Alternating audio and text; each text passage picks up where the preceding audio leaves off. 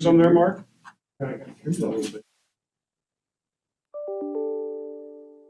Curled under mask, you know,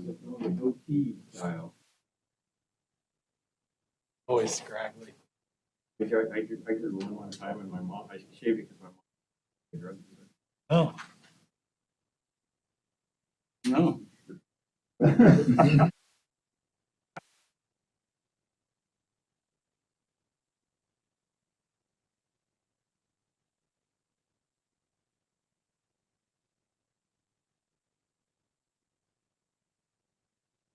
Response to someone that says that tastes like, yeah. That the food tastes like. Yeah. Same response. How do you know? Right? And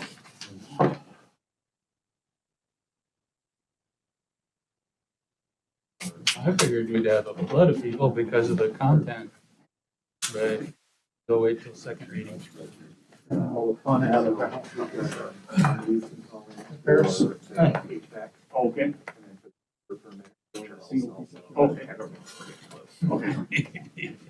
The ones that Or will be.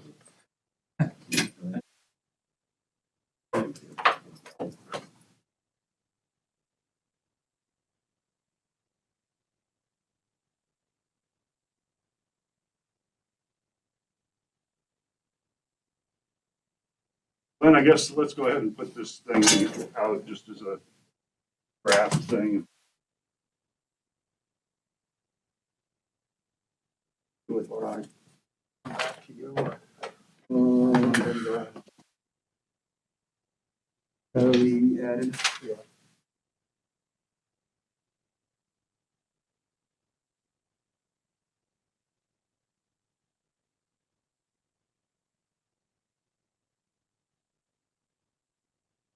What's in the packet? It's just that section right there that's highlighted. Okay. Same thing I pulled off the website. Not the same thing as this morning? Okay. This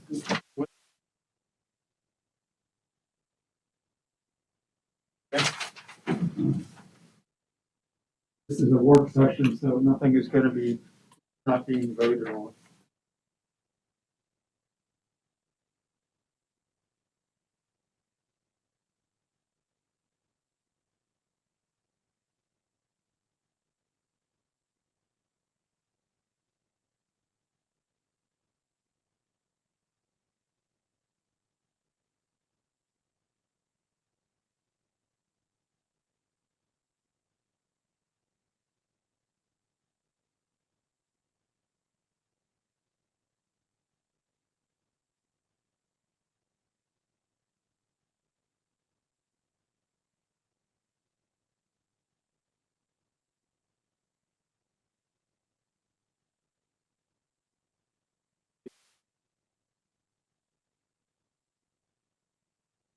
I'll just scribble over to every time you can't read.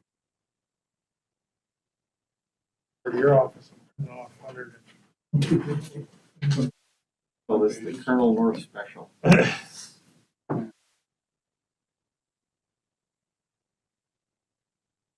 Well, I think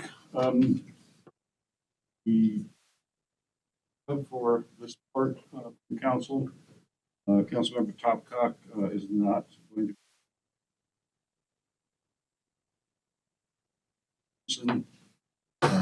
Is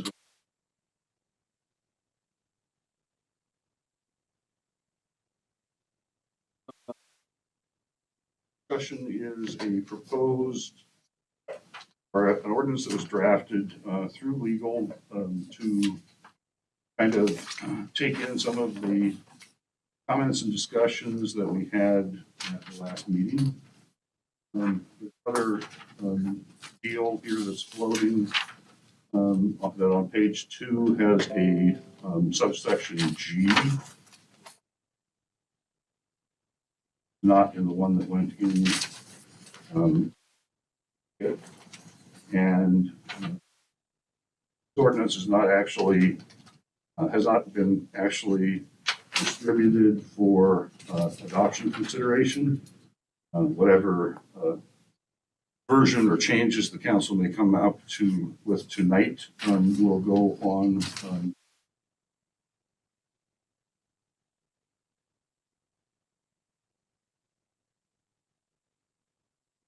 in cancellation in March, which we historically customarily do when Iditarod is here and has this room totally turned into a TV station. The wish of the council, I guess my suggestion will be that we have a couple special meetings to forward.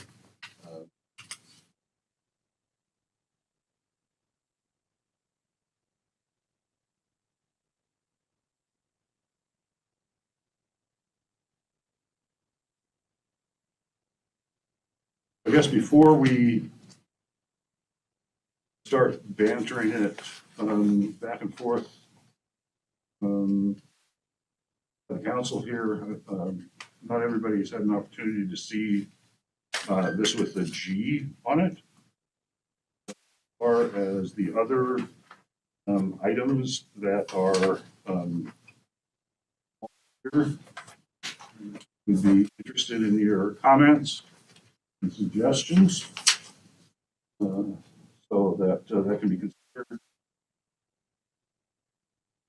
A draft to be put forward.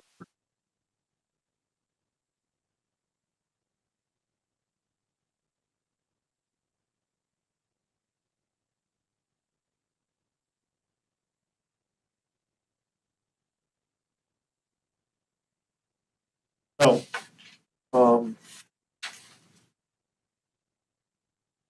talking back and forth with the attorney over the past week and a half, we just wanted to make sure that we were clear on certain things before we go forward with it. Just in case you're starting to make a lot of changes, then we got to go through a whole new process. We wanted to get this right. But one of the concepts that we've heard is, and we put it in here because it wasn't originally in here, a 750 milliliter purchase, which was at that time just said one bottle purchase. That's what the original draft came from the attorney. And then it went to a certain number of liters or 750. But we also were discussing, and now it says equivalent, that if you went in and bought two smaller containers, but they would equal up to 750 milliliters. We want to make sure of that. We've also had some people approach me at the consideration of having slightly different hours, maybe on a Saturday in the summer, running from Memorial Day to Labor Day. And I don't know how you feel about on that. You want Frank Kennedy fine in there. Something else, and surprised how much effort has gone into this legal department. So right now you're still at alcohol sales being from 1 to 7 p.m. Or you want to say through Sunday or Sunday through Saturday, however you want to put it. So, but I didn't know, because of some questions were coming up. You want to have a slightly different hours in the summer months, especially when people head to camp on the weekends.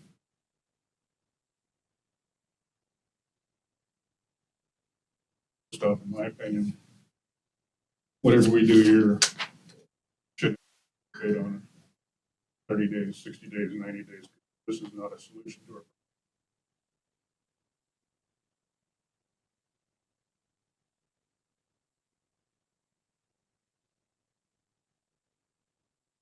With this stuff, and most of the restrictions we put on it actually don't. It actually affects hard for them to do normal things.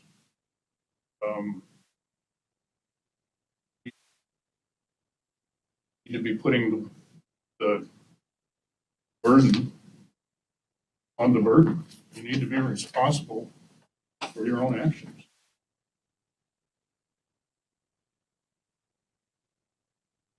Anybody responsible, we don't want to hurt anybody's feelings. But I would bet you a quarter their list, probably among the batch of them, all of them together probably don't pay $5,000 in taxes the whole year.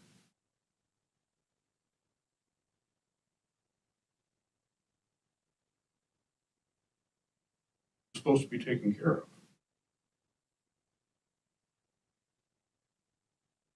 Lots of people want to say, well, Nome's a big city, and it should be responsible for all the rest of Norton Sound. But nobody wants to go to a borough. Nobody wants to allow us to do those kind of things. Care of our own town.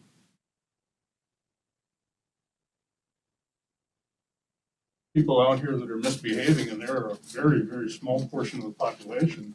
We shouldn't be doing things that affect the population more than absolutely necessary. Well, if you don't mind, Mayor, you know, Please, it's open. anytime, the council has, at any time can revisit any current ordinance. Now, what you could do is, you know, I hate to pick on Brian here and tell to me is that I want to look at this in 60, 90, you know, where we can start getting start measuring things, developing a matrix. Are we seeing a difference? You know, 30 days, you're not going to see much of a difference.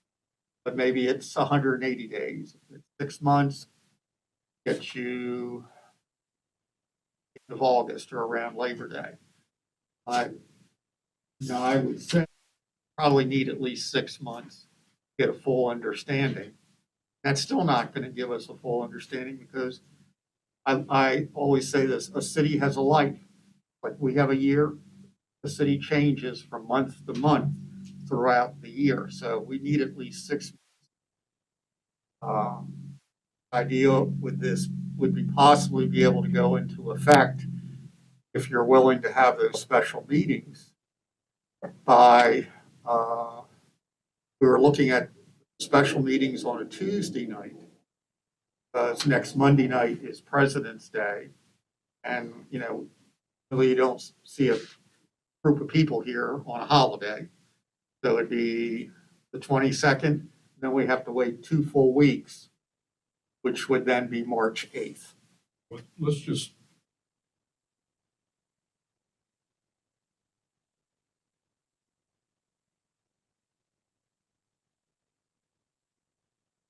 hours are going to affect are going to be law-abiding citizens.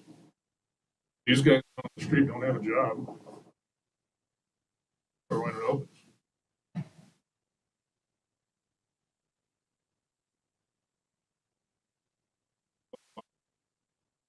Right.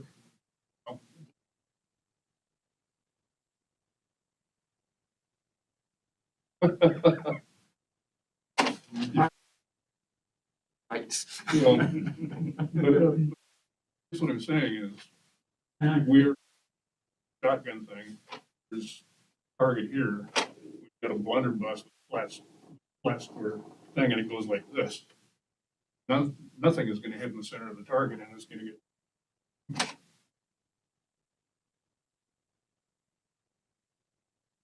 I guess one question right off the bat is taking into consideration G, because I haven't had a chance to think about that maybe, of the ordinance as it was circulated. Is that something that council believes? Yes, it does it follow what it was we intended to do generally? And uh,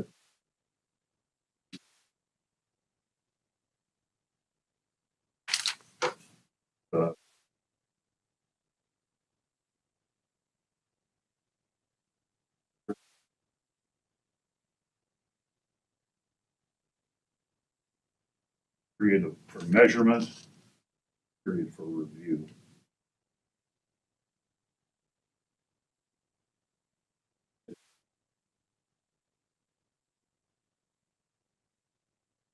Session. Well, directly, but I mean, one of the things I remember you saying when we were at the work session, protesting the license, and of course you're adamantly against that, and that's fine.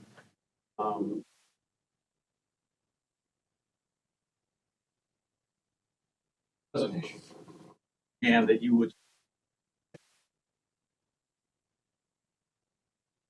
whether it was the size of the bottle, or the quantities, or the hours, or whatever, you said you can go along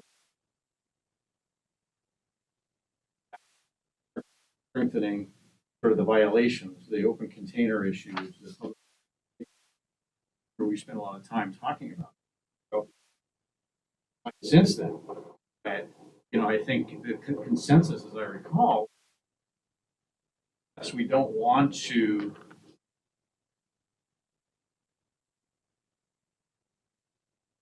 people that follow the rules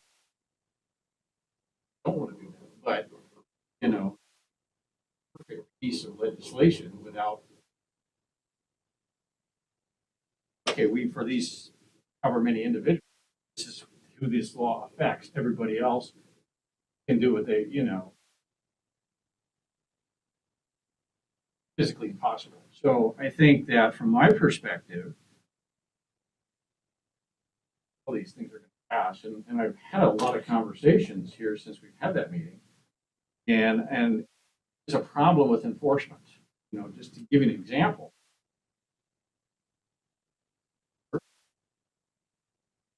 I have 3 different stores. And, it's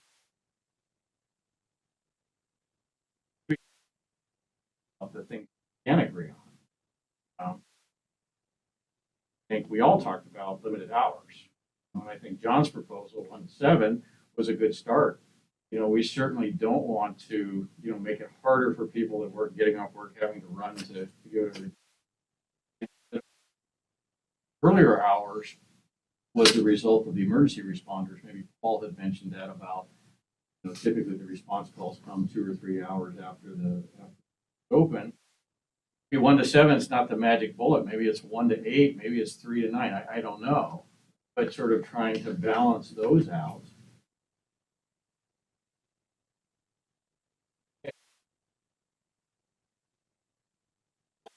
Stuff going on, it happens during what's the reality of it. So to say that limiting hours is only going to affect folks that are following, I agree with that. Maybe that's a good place to start. Is what do we agree on? First one, I think we all kind of agreed on security. So maybe it's a good start for to tackle those before we get into only about one. I guess just, that you directed it to Doug, but got here, I was just kind of going through,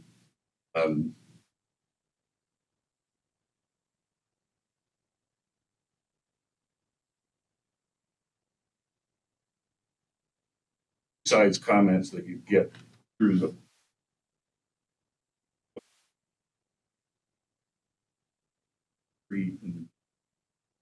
I guess you get new information, is what I'm saying, between, or new things to consider. Dean, you're just not supposed to debate when somebody comes up during the regular council meeting to the podium. Yeah, And I'm just saying, Sure, no, that's fair. we can debate all we want, I didn't want to feel that. As long as it's civil. as long as it's civil debate. You push back the clerk. So maybe is that a good place? Is there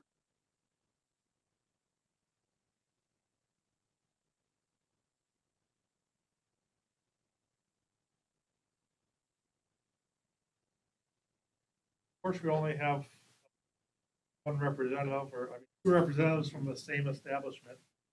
Kind of wish we had Hanson's people. I really hear their input. I know that this is a thing that they deal with every day, and if they have some suggestions, having seen this, I'm sure it came out on Saturday, I guess, so. How does it work in the real everyday world? I know that Julius has made a real effort to security thing. Seems like that's helped with Julius' efforts over other previous managers. I guess I'd like to have some feedback as what you think is gonna work from an industry standpoint.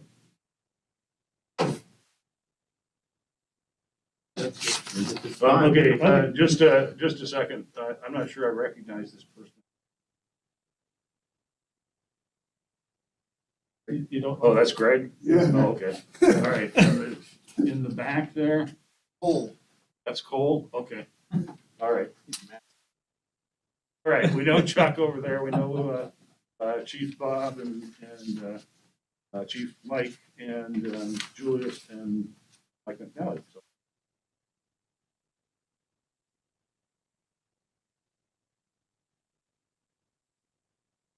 Hopefully soon. Guess we're going away.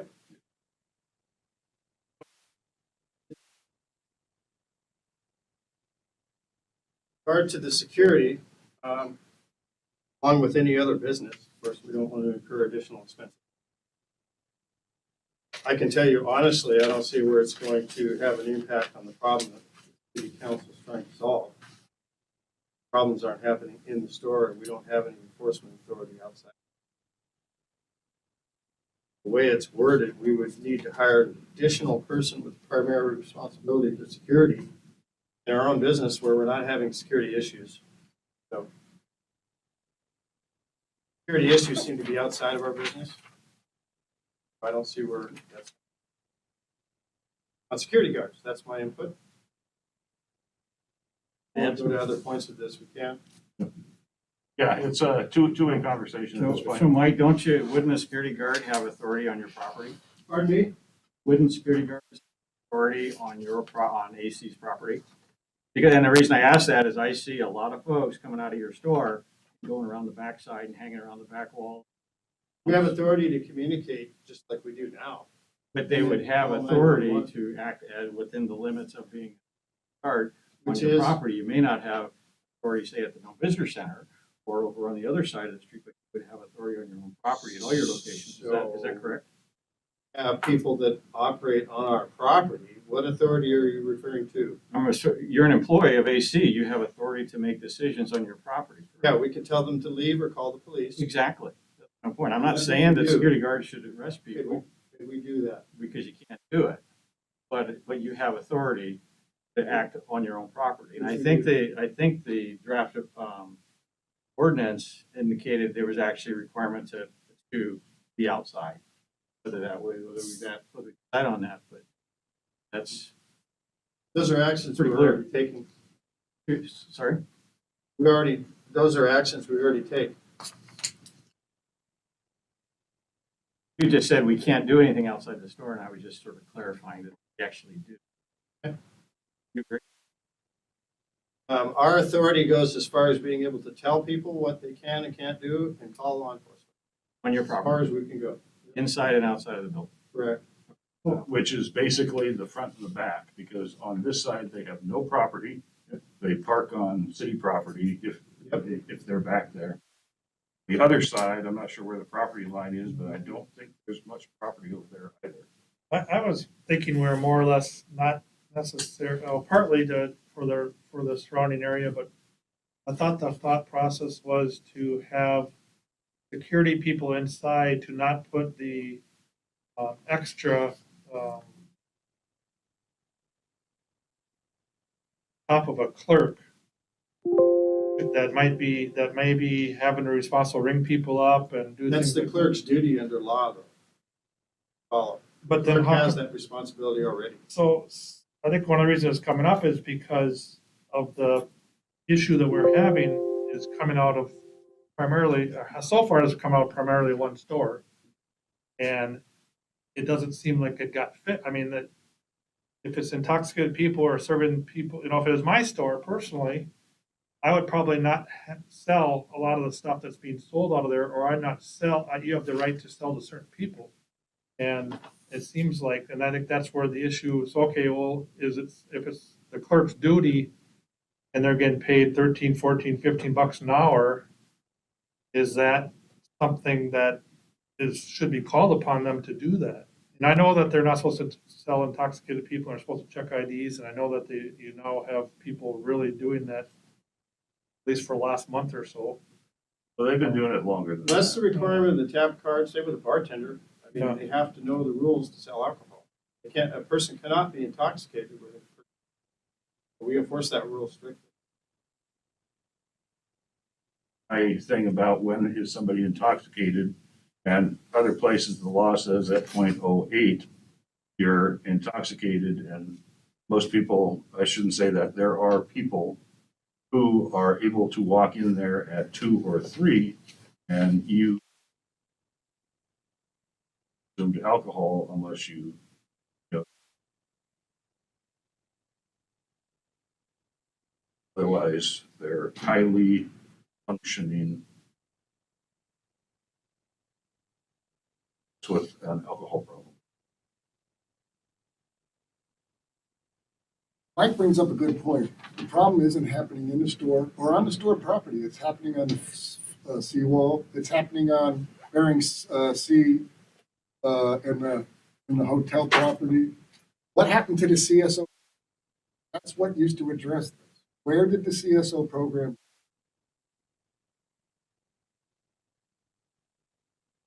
Because there's no problem on the property. That's the thing. They already take care of that problem. They already call it, already being dealt with. And it's misguided. You need a CSO.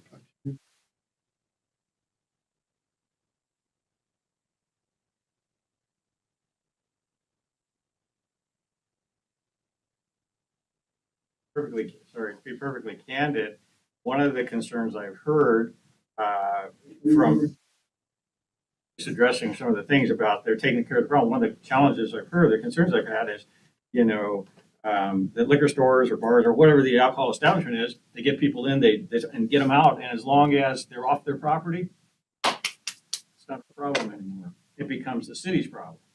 Whether you agree with, I think having just simply the physical presence of security folks, I personally support them being, if we do this, I personally support them being licensed by the state of Alaska as an unarmed guard. There's there's a little bit of training just to make sure that they understand what they can and can't do, because they're also an ambassador of the business, and making sure that while they're on their property, that they're doing what they're supposed to be doing. And the deterrent oftentimes is simply the appearance, and not what they actually do, but the appearance of it. You go into a store and you shouldn't be buying in there. If you happen to see a uniformed security guard in there, more than likely, you're going to be tempted not to try to do something you shouldn't be doing. That's simple. So I disagree with you, Greg, a little bit, but that's okay. There's not a problem. You're not addressing a problem that's because there's no problem there. It's already taken care of. You're aiming at something that doesn't exist. You're making an assumption we're selling to intoxicated people. You're making an assumption that people are misbehaving in the store and on the property. That's not happening. That problem isn't occurring. I think Public intoxication. what we kind of believe with security officer thing is, yeah, it doesn't take the responsibility off of the person that's actually making the sale, but it puts another set of eyes in there to, as I said, back in the day, I could walk in pretty well without staggering. And I only know of one time that I was denied the purchase of alcohol, and that was because the on the no-sell list. The probation officers are the one that enforce that, because I was a probation officer.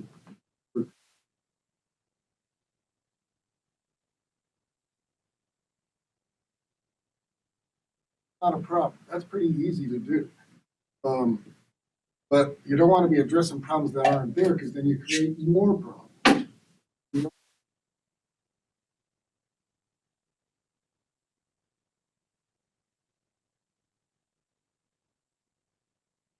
Want to address the root cause, as Mr. Johnson pointed out, the population, target them. Get an excise tax. An excise tax can be a targeted tax. Problem of alcohol, whatever way you want it to. That would be another tool. As far as behavior modification goes, this is what this is, behavior modification. So what's the harm in the I security think guard? that limiting one bottle, especially if you hold them accountable. For example, in this document, you guys don't hold them accountable. Let me show you how. So it says that a person cannot, right here, it's under E, no person. A bottle of distilled spirits or equivalent in the city. So when you follow this through to the section amendment for the offense and penalties, it all offenses and penalties for the liquor store and the liquor store agents. There's nothing in here saying, you're gonna get a ticket. Purchase in excess of one bottle of distilled spirit, purchase in excess of 750 milligrams. So you want to target the people, put them on the fine list too, if they're not there.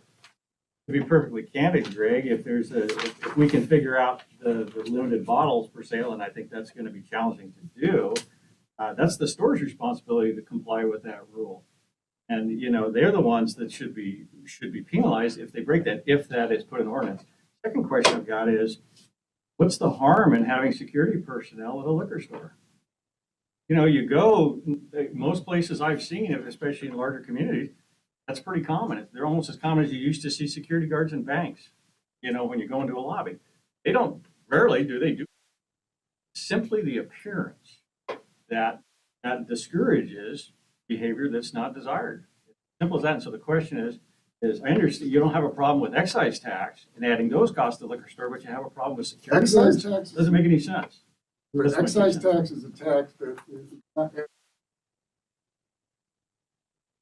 person who's causing the problem. Same thing. Well, but this the week- And the reason that's been brought up several times before over the years, and the reason it keeps getting shot down is because in general, like Doug said, you don't want to penalize the entire 98% of the people who are not breaking the rules to target 2% of the people who are. That's why excise. Okay, I'm sorry, Glenn had his hand up here earlier and I just want to, clarify some things. City does have a CSO officer, a full-time officer. We had hoped to hire when the previous CSO officer retired. We hoped to have hired 2 part-timers, and there was a period of time this summer, actually up until probably September, because the former CSO officer was telling us he was retiring. We had already started training a CSO officer, so we actually had 2 full-time CSO officers. Second is Chief and I have been meeting because we discovered we really have no guidelines for a CSO officer and what the expectations are and what the training is. The city has been doing this without a net for more than a few years because Brian Piercy, the one CSO that just retired, had been here for at least 3 years. And then I think before that, it's my understanding there was one CSO officer also somewhere. And I know Chief Estes argued for full-time police officers. You've always had a CSO, and there has been a CSO on consistently going down and pretty much managing this area of the city. But the difference is in here when we did have several CSOs, I think we had 3 or 4 of them at one time. And the difference is they didn't ride around in the paddy wagon or in the vehicle and wait for calls to come in to go assist. They're on foot down here, and you saw a presence, and we didn't have this problem down here because they were right down in the midst of things. And And that's before, and the reason I switched was because not Estes, the chief before that, said we want blue shirts. If we're gonna stick money into police, we want to use blue shirts. And then that community policing kind of went away. They couldn't fill their blue shirt positions or whatever. And somehow we went through the CSOs and didn't replenish them basically. Well, just, I want to also add this. We have been trying to search for another CSO. You know, some of the people that we have interviewed and brought up and to walk them through, we felt it was not the best fit for the department and could bring liability. You know, we are, and I also want every police officer, blue shirt or not, is a community service, community police officer. We're expecting them to interact, whether it's here over at the checkpoint to over there. So, and right now we are short three police officers. And they're starting an interview now, and I don't think we'll have those 3 on by July 1st. It's a very tedious process to get the right people here so that we are not creating liabilities for ourselves as a community down the road. I would love to find more CSOs. Chief and I agree that would certainly help.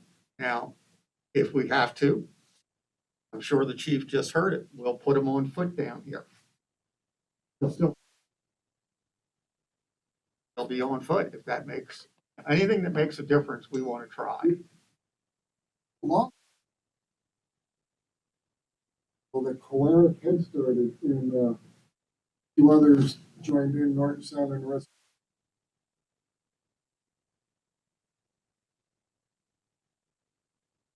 To be revisited. Security guards can't do any of that. They can't go off the property. They can call the cops. What behavior are you trying to deter with a security guard? Exactly what? By their presence. What is it? I would like to hear. The community safety patrol typically ran, just so, let me get this, ran during Iditarod.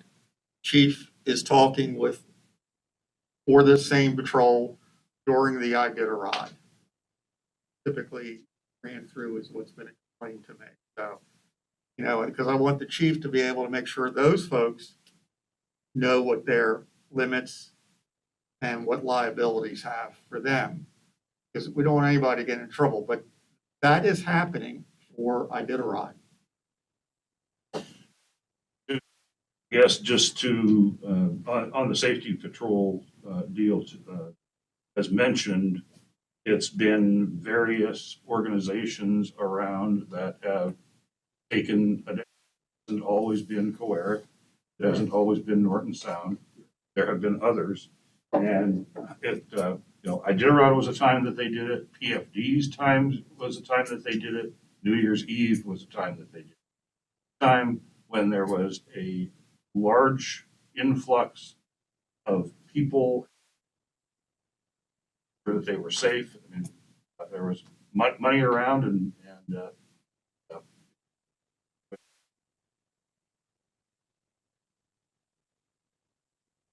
so I know somebody at Coeric, I believe, is kind of spearheading that through their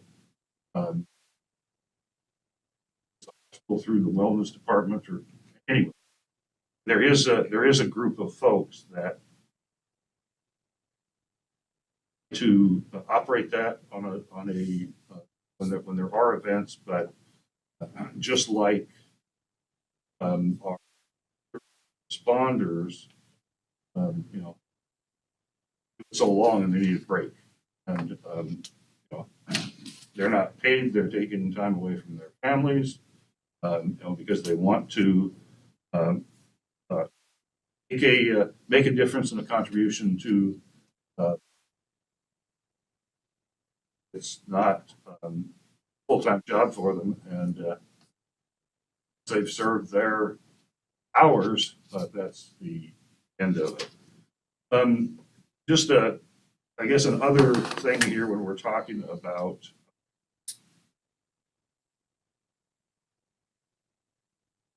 adding a security guard so there's more of a presence.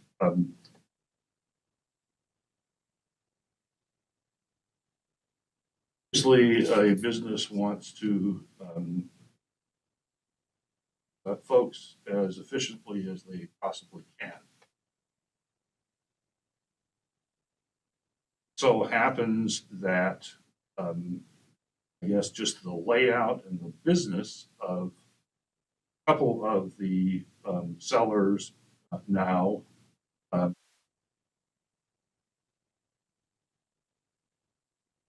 other activities, other business, i.e. used to be when we had the Polaris liquor, it was just the liquor store. It was just the liquor store. Anchor Tavern was just the liquor store. And came into play. And, you know, maybe adding yet another person as a security guard, I'm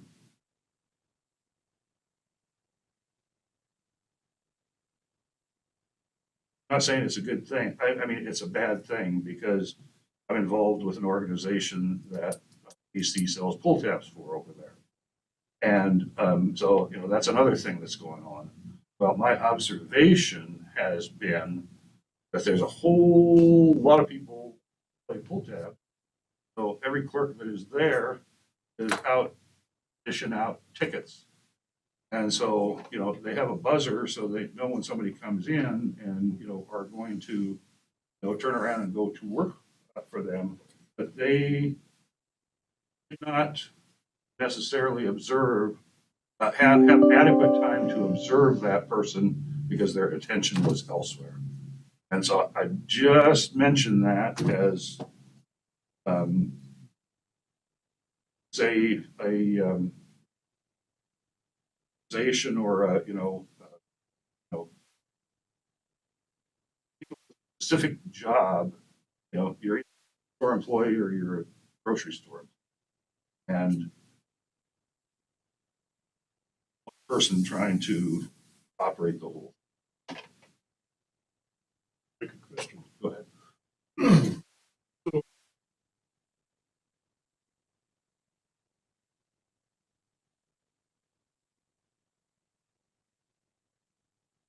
I'm an additional employee that went to that, but could we take the price of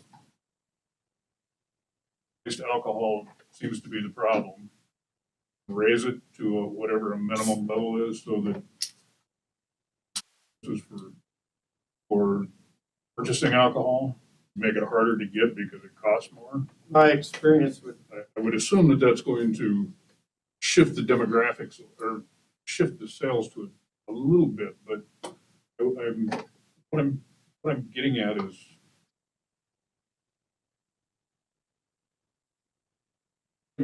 trying to make the people who are causing problems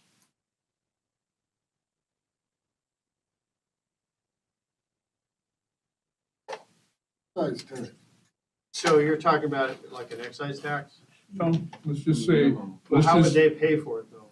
well, they Charge would- $20 they would for the pay for bottle it that as- you're charging $15 for now yeah. So if I So take you- extra money from a customer, to pay for your security guard.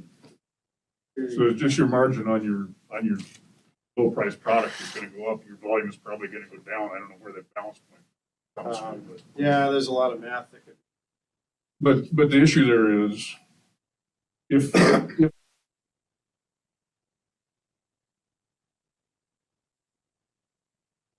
oh, both your store and their store would have to both have to play ball in some manner. Yeah, I don't know if we want. The ones that are causing problems, how much high shelf liquor do they buy? They don't. Okay, so how do we, that's what I think Doug is getting at. Yeah. How I do know what you're you, getting at. I agree. I mean, the people are problems. It is a specific brand and a specific type of spirit. Happy to tell you what that is. It's the Red cheapest. cap. Well, I'm thinking the issue is you can't completely cut these people off. Some of them actually need. There we go. So make it attempt to self-ration to some degree. Sounds good. I don't think they will though. I mean, if we could raise the price, 50% on all the bottom shelf and just close to that next step up, but not, Read match the next step up. I mean, people that have problems and behavior issues are gonna. Well, I assume they're gonna continue to buy. What I'm supposing is there may be the possibility that instead of buying 7 bottles this week, I'll buy 6 bottles. 5 bottles, I don't know. I'm not so sure I would even comment on that because I don't, I could. It seems like that you, I'm not an expert. in you that. just, you just no longer offer Monarch vodka. Right. So this is a disease. Why is that? People have a This disease. gentleman's an expert. He might have something to offer here. This is a disease. They have a disease. Now, I'm gonna take a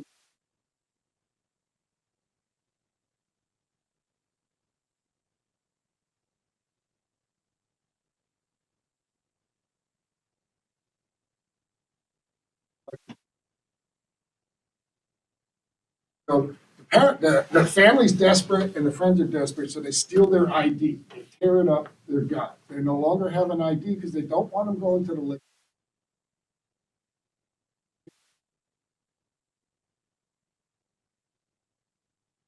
Wow.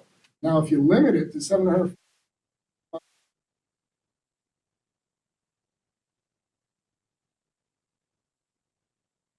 the officers can probably illuminate that as well. But you get a lot of people that, they don't have IDs, and most of them that don't.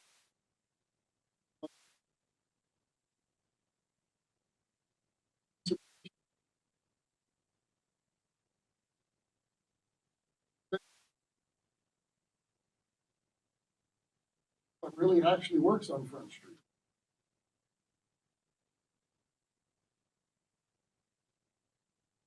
Runners to go do it for them. If you limit the number of bottles, was that gonna limit the number of runners? Right, so that, exactly, you're now.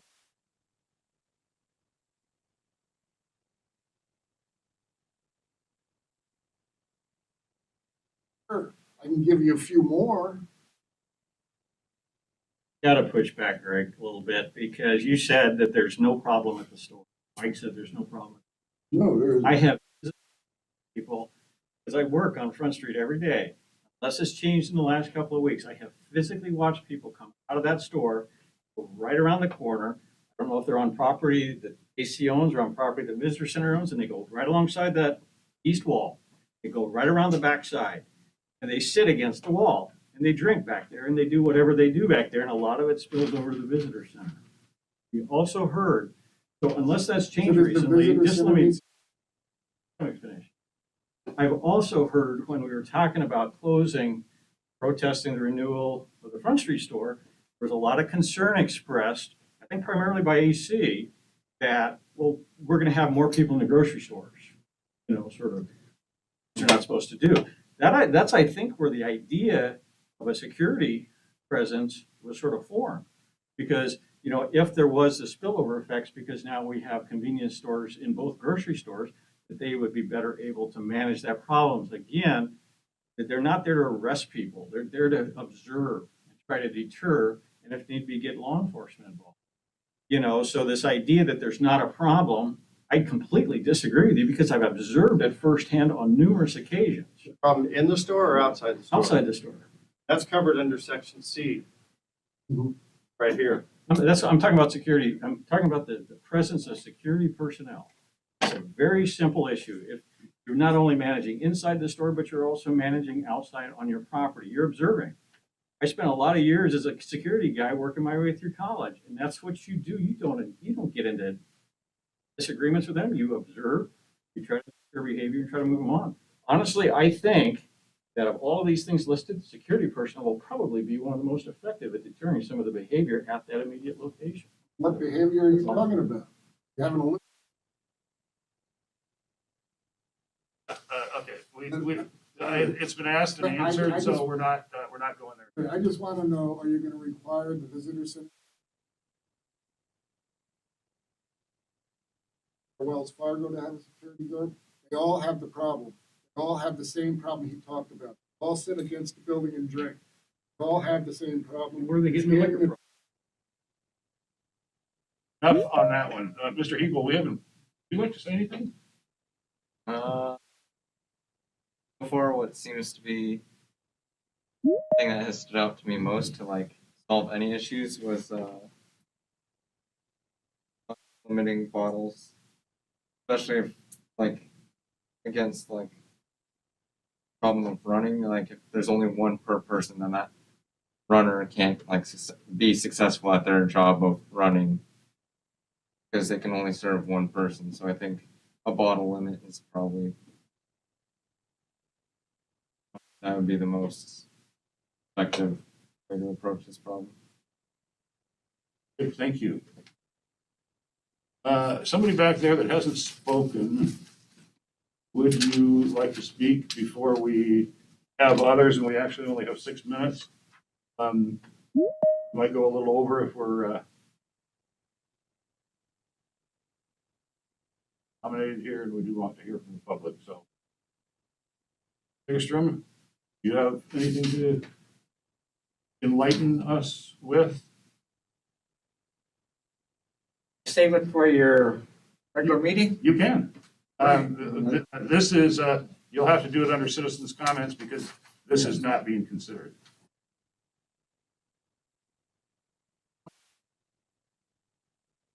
Your attorney come up with on that option of the liquor store, restaurant, and the bars. They're all in one. What did he enlighten you with? Ask him You about, did. You said, you told me he was gonna check it out. About targeting one Whether you One can target type just of one, establishment whether you can target is- just only one type of license and not right. affect the other licenses. I think Right. that was the Because the question. comment was that there's, what, 16 different types of licenses? 22, yep. Whatever, so, And on the one I think was being addressed was the package store, serving liquor on restaurant, and a bar, and possibly one other. Did not give us. Pardon? I did not give. What's wrong? You know, this is a very important thing. He's on his honeymoon, and that's pretty important as well. You know, we can't, it's good we're making light of it, but this is a damn serious problem. That's why we're sitting here again, Chuck, trying to come up with something on this. Give me time to review my notes. Okay. Sitting here, I've taken notes on what different people said. And I'm gonna pick on you first, Mark, because you can take it. Smiling under there. About the real life. What is the real life here? What was the real life before we got an influx of homeless people? We're adjusting everything of this town for 2% of the population. That's the dumbest thing anybody has heard. Where's that sign on the wall? We reserve the right to sell whatever to anyone. Start enforcing that. Doug, I agree with you, and I think you said, I just said about that 2% adjusting this whole community to 2% of the population. The real cure for this is city-owned liquor package store. That store, that people in there, they'll be concerned with what?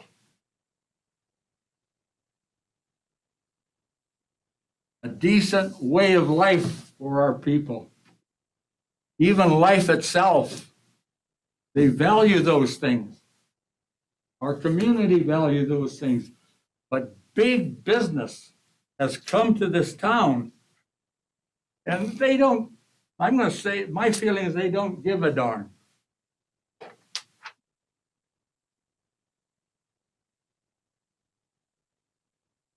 Incorporated.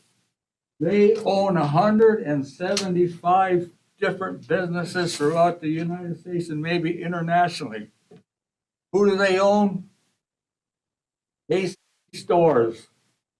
What does AC Stores have here? There and out there. Last time I spoke about Kroger, $70 billion in sales, and I was mistaken. Kroger does not own Hanson's and Safeway. Albertson does. But they had, what were their sales? $69.7 billion. What we do in this town to change our good way of life that it used to be, the real life, jumping around here, look at Front Street. Explain myself, or do you all got the same idea as me? I think you probably got the same idea as me. This community, we got to take it back. Plain on set, good fortune. The former mayors of Kotzebue.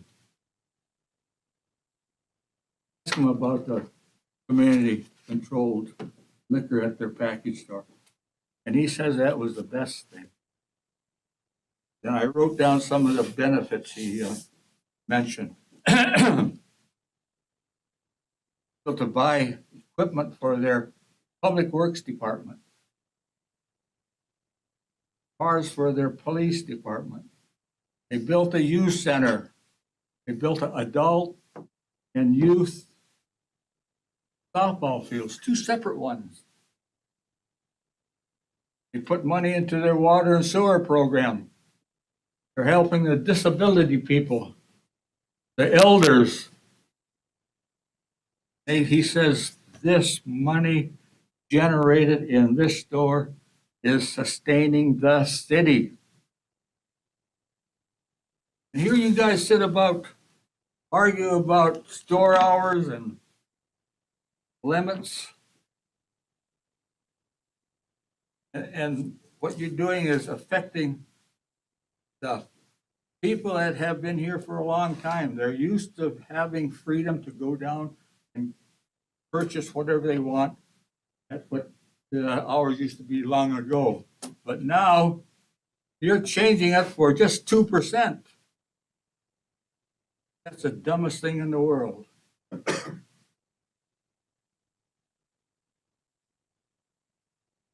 So value the decent way of life and life itself. I'm going to repeat that continually. Big business, what did they value? The bottom line, net profit, pay our shareholders. Us people in Nome should be outraged. And it's just sad that there's not more people here to speak up.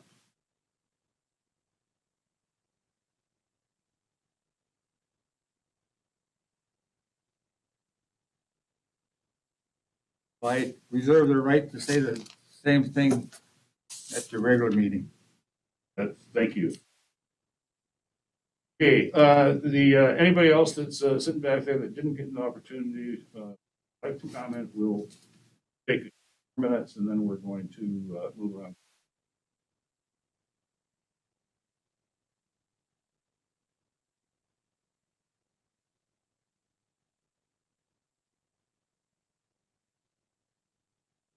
Okay, well, I guess from the council then,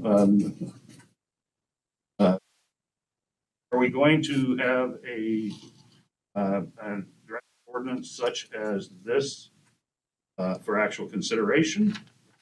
Are there only parts of it that we wish to address? And the other suggestions that were made tonight on whether it be a consideration and a evaluation, is that something else?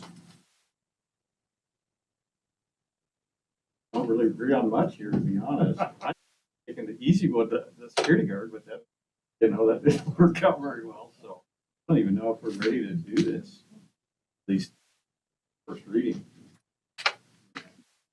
To say we need more work sessions with you is, I mean, I guess my hope is that, we don't just talk it to death, but that we talk it, so that we have a consensus. And yes, I really hate when things are split down the middle. Not, it's nice, and, I've always enjoyed for the most part, in the years that I've sat here that, usually we're gonna get a 6-1 vote, I mean, a 6-0 vote, sometimes a 5-1. But, there have only been 3 times in 17 years or 16 years that there has been a 3-3 split. People don't agree. I don't necessarily always think it's a good idea to proceed. Seems to me like it's difficult to, we didn't get hardly anywhere tonight other than start the conversation again. Seems like we need a longer period of time and not by time constraints, by knowing we have to meeting in an hour. And also it seems like we need to just get more feedback from the community, put it out there as, hey, we're gonna have this work session and do some advertising and not just have it on as another Monday night agenda, which people may or may not pay attention to try to get some more input from what people think. The 98% that we're gonna affect by, or the 2% problem. it makes sense, instead of right now, we're trying to do like, I think we included a potential 4 different options. Does it make sense to just do one at a time? And I know that drags it out, but is it possible that we'll get better consensus? I know it probably drive Brian crazy because he'd have to do all kinds of ordinances, but consensus, does it make sense to just do one at a time? Like, okay, let's look at the security issue. Not do anything else. Consensus on that, we get that done. We look at next issue. Sense? I don't know. I'm the new guy. When the doctor appeared here, I forget,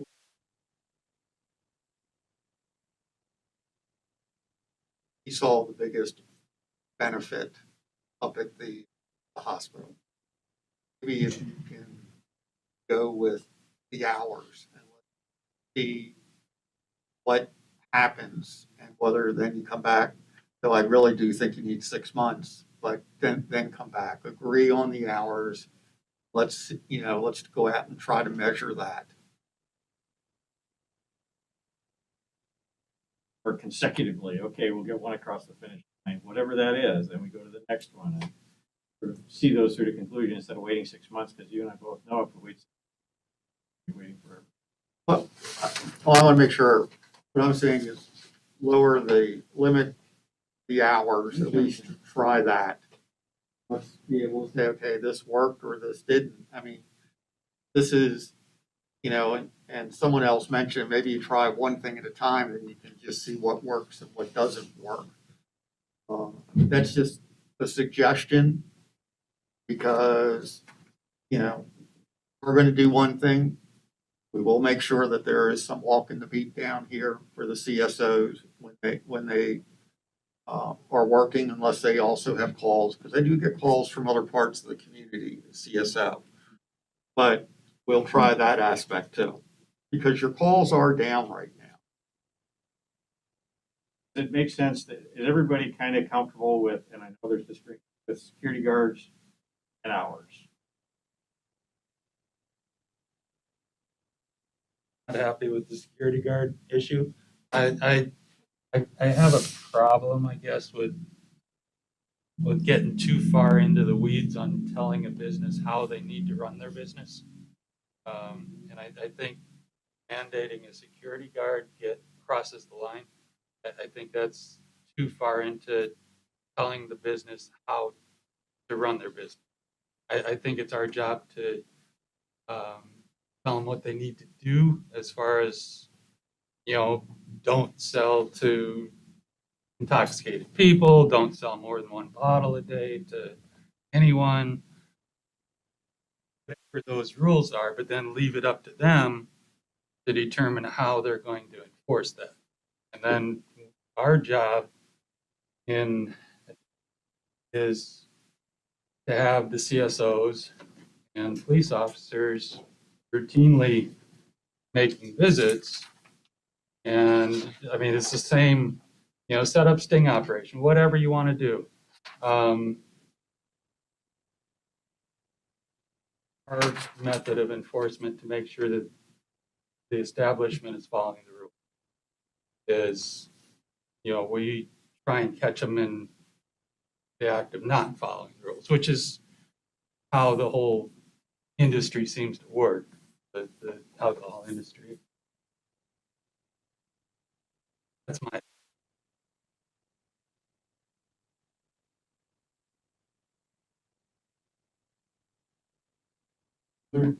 Well, if we, turns out that everybody wants to limit hours,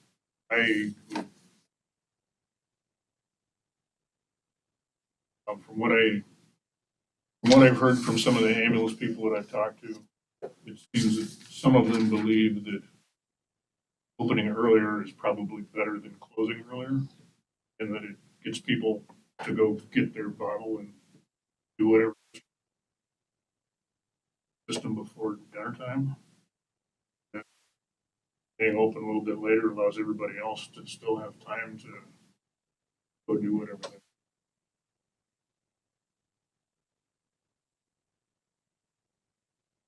Are almost closed. If we just split these things into, into like 3 different ordinances, and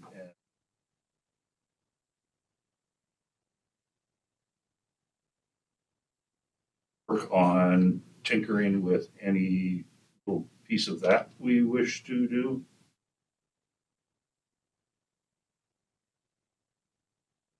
Based on some of the discussion tonight, I think I heard, Doug and I heard Glenn talk about the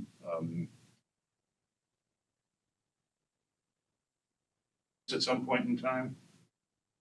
So that particular thing that this section would sunset at next date, which then requires us to take action prior to that day if we wish to.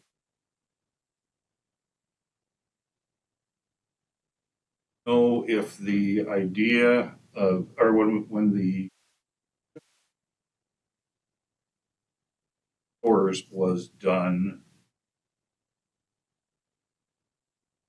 coincided, maybe I'm wrong, with the store voluntarily having a bottle limit. That, I guess I don't remember. It seems to me that there was some other limitation other than just the hours, but I could be wrong.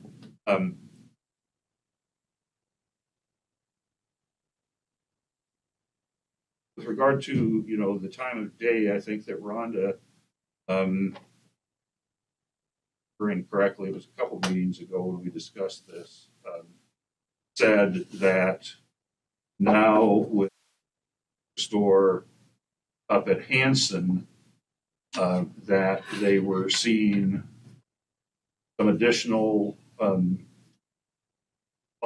in the area of the shelter.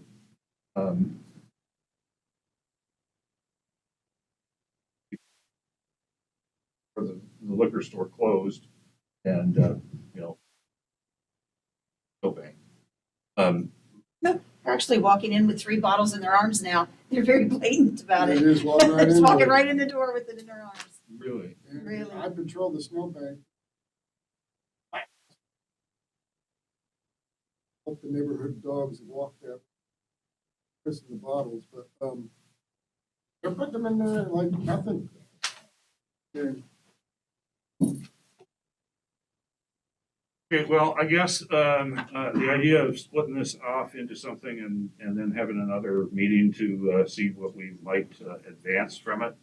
I guess, with us getting rid of, the, first meeting in March on the deal, really like February, what remains of it. And, at least, have a session next week sometime so that we could have something on.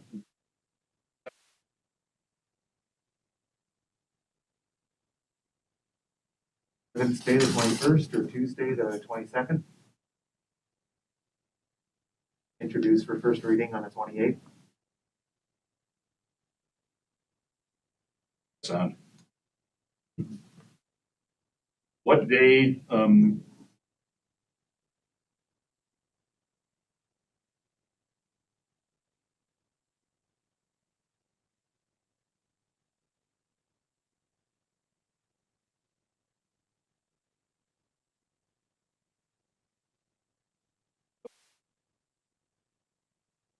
Mark's saying the 22nd works better than the 21st? That's President's Day anyway, is that a holiday for us? A holiday for the city, but doesn't mean it's a floating holiday. What's that mean? Pick it or something? Do it on Tuesday. And some people will be off, like City Hall itself will be closed. The date is February 22nd. February 22nd. Just a work session, no meeting. What time?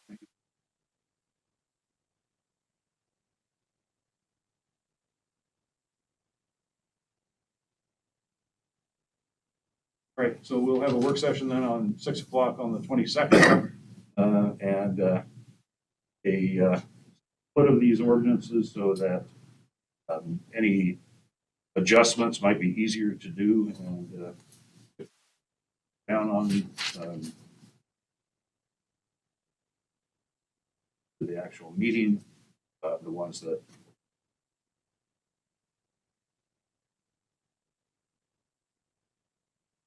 Just real quick, so there were a couple of things that we asked the attorney for, and I understand he's out of town or whatever.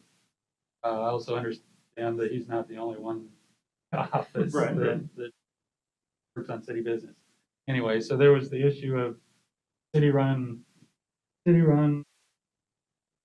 not saying I'm 100% in favor of that. I'm also not saying I'm not. But the question was whether we can target having a city-run liquor store without also requiring that all the bars be city-run, basically, right? So we wanted an answer to that. And then we also asked for a summary of the rules related to taxation of alcohol.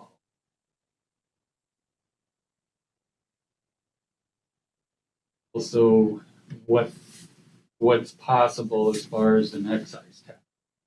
So those are the three things I remember. I'm sure there were others, but I'd kind of like to get some kind of answer on that stuff before we go too far down the road, at least before second reading.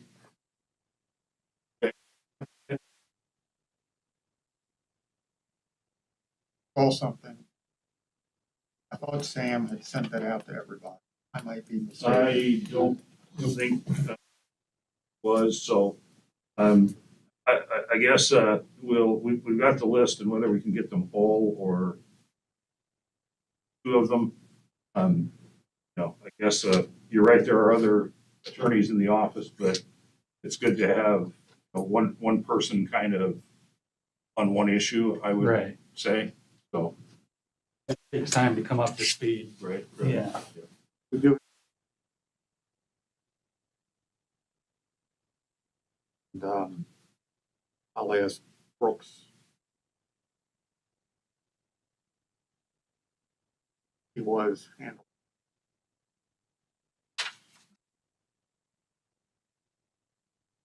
Hey.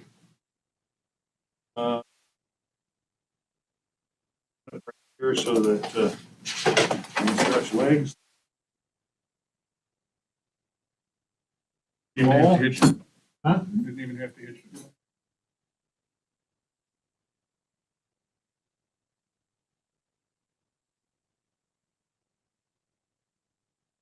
She's supposed to wear those,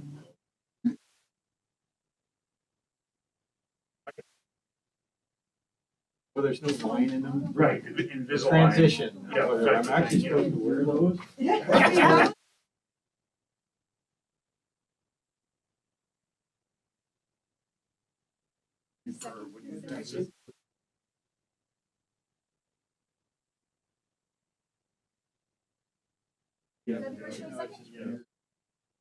Get used to that because I'm starting to. One of those. No, I hear you there. Getting younger every day. Oh,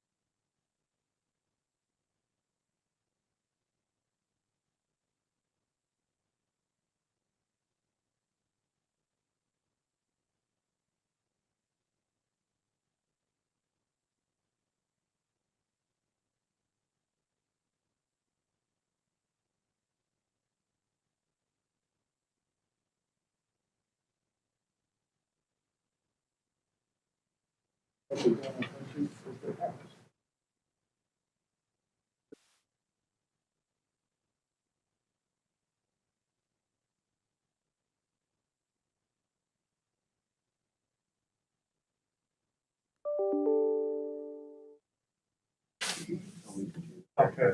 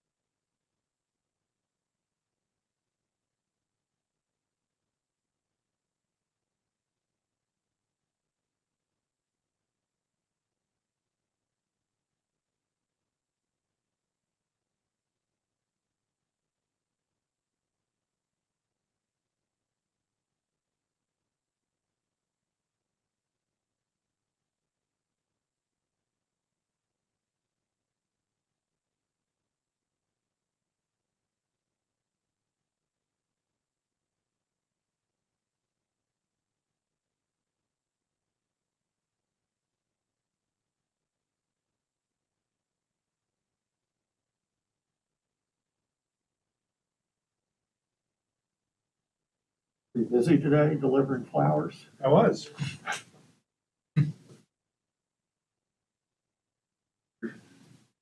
Delivery guy.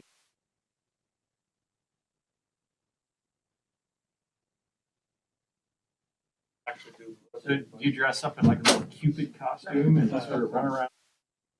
I brought Harold with me today. You know Harold? Not exactly the Cupid kind of guy. Oh, no kidding. Yeah. You relieve me of my. Nice little suit. The photo of that mark.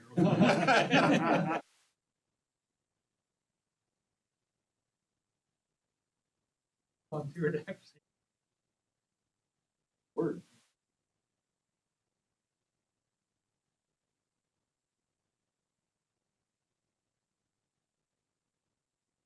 Actually, if I could do that year-round, and that's all I had to do, that'd be the easiest job.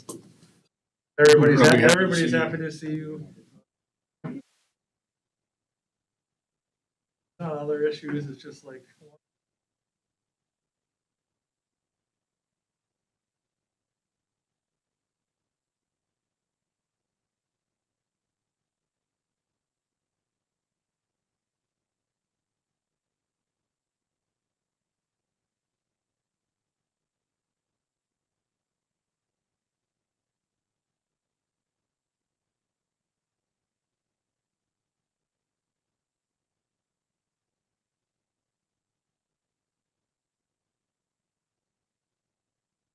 7:25, call the regular meeting of the Nome Common Council for Monday, February 14th, 2022 to order. Happy Valentine's Day to everybody.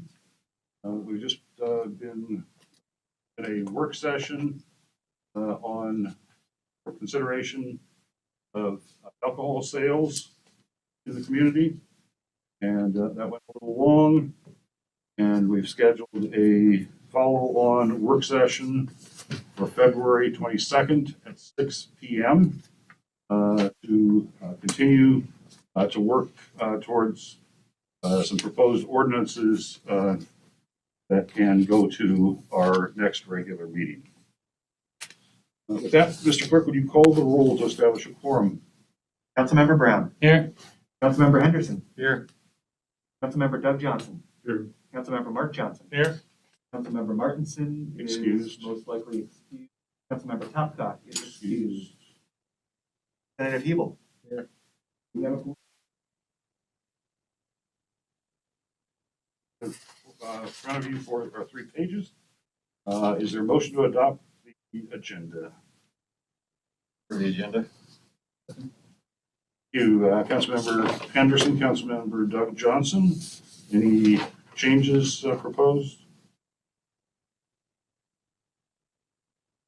Councilmember Henderson. Yes. Councilmember Doug Johnson. Yes. Councilmember Mark Johnson. Yes. Councilmember Brown. Yes. Motion carries. Thank you. Moving on to approval of minutes, we have the minutes of January 24, 2022. Other than some ministerial corrections to be made by the clerk, I'd ask for a motion to adopt the minutes from the January 24th regular meeting.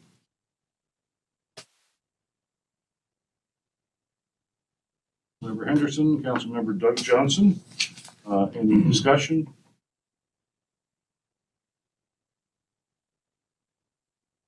Please. Councilmember Doug Johnson. Councilmember Mark Johnson. yes. Councilmember Brown. Yes. Councilmember Henderson. Yes. Motion carries. Thank you. Moving on to communications. The first item we have is a letter from the all marijuana control, whatever they call it, office, with regard to the beverage dispensary license renewal for MJW Incorporated licensee doing business as the Board of Trade Saloon. Council wish to take any action on this renewal?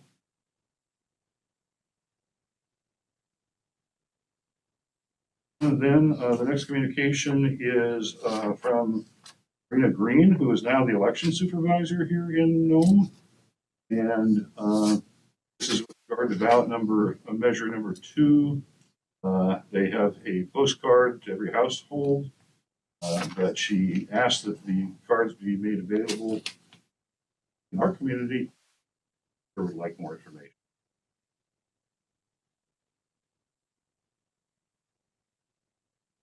Communication is from the Alcohol and Marijuana Control Office relative to the restaurant eating place renewal license for Milano Pizzeria. doing business. Does the council wish to take any action on this renewal? Hearing none, we'll move on then to the next communication, which is from Nome Preschool by the manager, Mackenzie Cabrera, thanking the council for including the preschool in the 2022 budget, and sincerely thank you for continuing to support through the funding that's provided to Nome Preschool.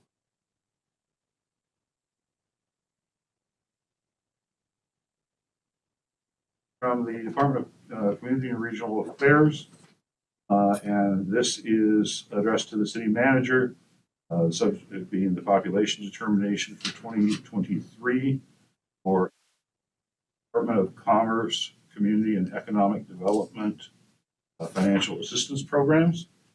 The department has determined that population will be used for all FY23 programs that the department administers, and they have determined that the population is 1,524. Do a monumentous task of doing our own survey. We don't have Linda Conway or here to assist us in that endeavor. And I think is determined by these. Does that correspond with our recent population census? No, it doesn't. So how does that vary? Well, that's the question that I'm trying to figure out right now. I mean, the issue is that based on this, we have about 180 people that live outside the corporate boundary zone. And the question I have is, those, based on the numbers they gave us, which I believe was in the neighborhood of 3,700 folks, these people outside the boundaries, or are they inside? And I know staff work pretty close with the Census Bureau trying to get an accurate number. So those are the questions I have for the state to make sure that, I want to make sure they counted. The other thing is, did they make sure the prisoners were counted here in Nome, which AMCC residents are supposed to be counted. So are Seaside residents. And how did they determine this number? Now, I just want to remind everybody, I don't know what date the state uses, but April 4th, I'm pretty sure was the number used for the census. And whether you are here alive or not, because if you were alive, you were supposed to be counted at that time. They didn't do the counts until July or August. So I don't know if that impacted us or not. I really don't know, but I am disappointed. The number is about 100 or so below previous year's numbers. And I know we're asking for a nightmare to try to change those numbers. It looks like we have until April 1 to submit a resolution to them. It has to be postmarked by then.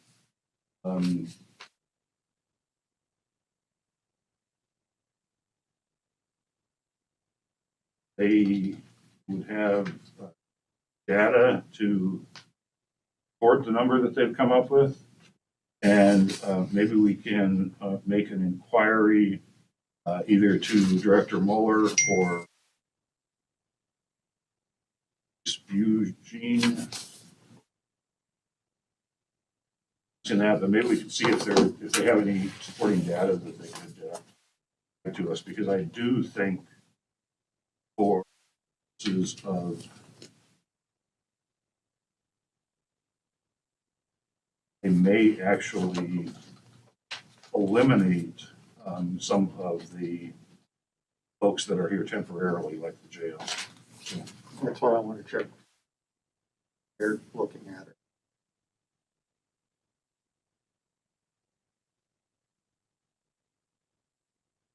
Moving on to citizens' comments, or the members of the public that would like to address the council this evening. Speak your name. We ask that you take a reasonable amount of time in making your comments. Oh, three. Good evening, Rhonda Schneider, Nome Community Center, and happy Valentine's Day. As I was, over the last couple of weeks, as we've been having this conversation, one of the things that actually started the conversation was behavior on Front Street. And folks hanging out within a short couple of blocks and hanging on the steps of the visitor center and so on. And I remember a couple of years ago when the arch used to be across the street from the visitor center, and that's mainly where the folks hung out and sat. And when the arch got moved, they weren't attached to the arch. They don't hang out at the arch. They're still hanging out on Front Street. So it's Front Street that they're attached to. And it made me wonder, did we ask them why they hang out on Front Street? And most of the folks we're talking about are probably staying at our nest shelter. And in the mornings, we staff about the possibility of doing some little surveys and asking a couple of questions. Why do they hang on Front Street when they have a day shelter and when there's alcohol available now in more locations, and we still want to hang out on Front Street? And so our thoughts have been, over the last year or so, they want a place to hang out and be together. They do hang out as a group. They take care of each other. They alert us at night when someone's not in. They usually will give us tips on where to go find them. Sometimes they'll just help us find them. Sometimes our staff members go out and help find them. But I think it's a good question to ask. I think it's the right group to ask. Why do you hang out on Front Street? What is it about Front Street? It's not just the alcohol anymore, because alcohol is available in other locations. And they're already getting rides across town and to other. So that's just a point I want to make. And then I do want to go on record as an employer that I'm personally concerned about the city requiring an employer to hire a security guard or a patrol person. I think that's intruding a little bit on business management. If there are issues relating to a particular business and what that business provides as a service to the community, then I think there are good conversations to be had. But I just, as an employer, I'm concerned about that, and to share that. So thank you very much. Thank you.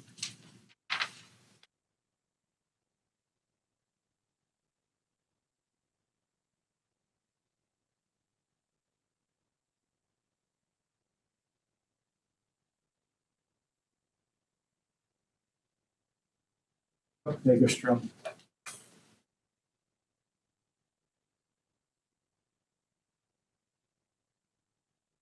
Our governing body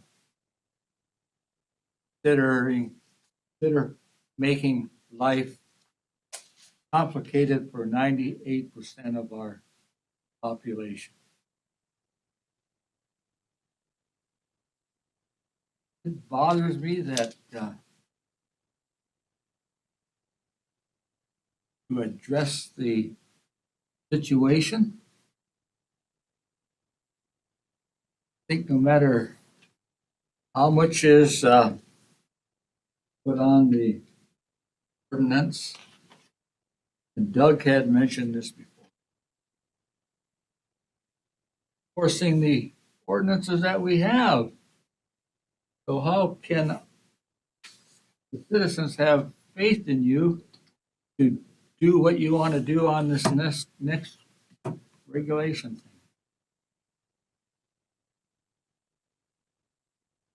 Maybe you need a security guard at the nest center shelter. If they're sneaking bottles in there, shouldn't that alert management or whoever to, hey, shelter is for overnight stay without alcohol. So, let's get our act together.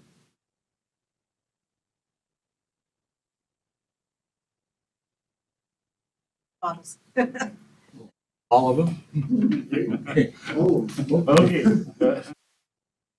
Now, what is it gonna take for individuals that would request the body here to consider a community-owned packaged liquor store?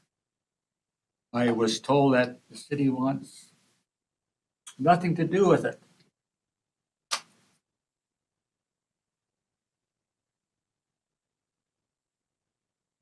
I mentioned them, and I'll mention them again. If I can find my notes. But it was, they were able to generate enough money to purchase public works equipment for the police department, softball field, separate softball fields for both youth and adult.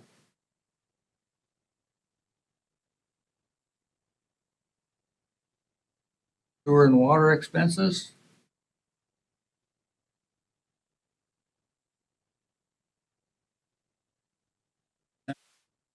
For their youth.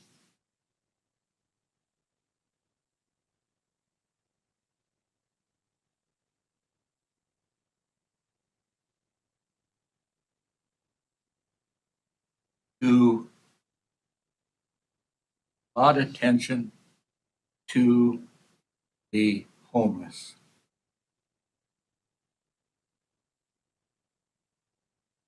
What is given to them? Is to stay, go shower.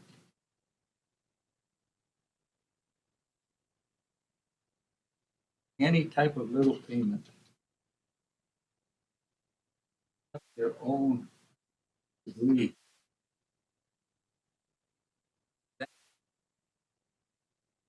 See it come springtime, all the cigarette butts washing down the curb into the ocean. Just, it's sad to say they have taken over the front street of Nome. We have to get back to the real life of Nome.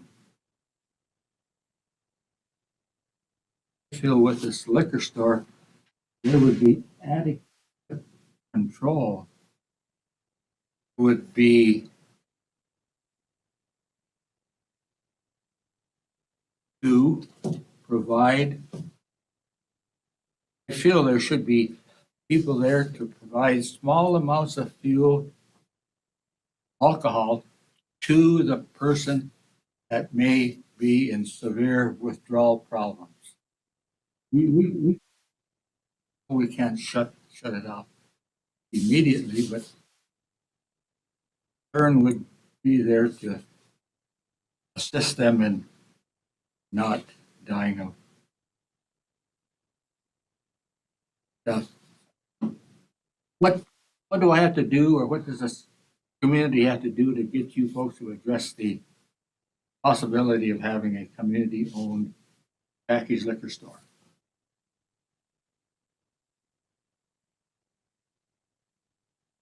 Based on the council discussed asking the attorney to provide us some information for a future work session.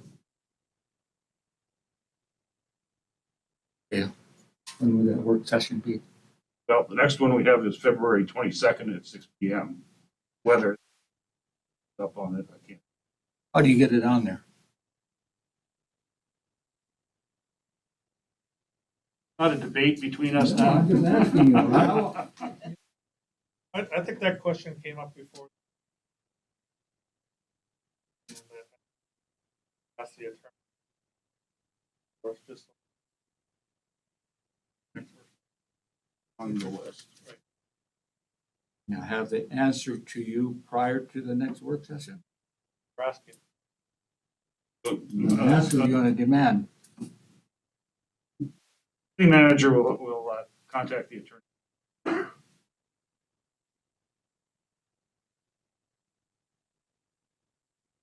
Or with honey. All I'll say. I think you're out of yelling at me. right? I just feel you're all making this a light subject. Opened your eyes and your ears to see what's going on.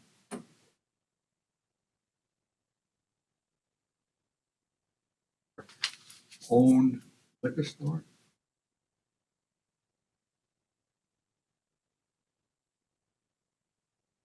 Added income coming into the general fund. There's a lot of need for added income. So don't forget the youth. Don't forget.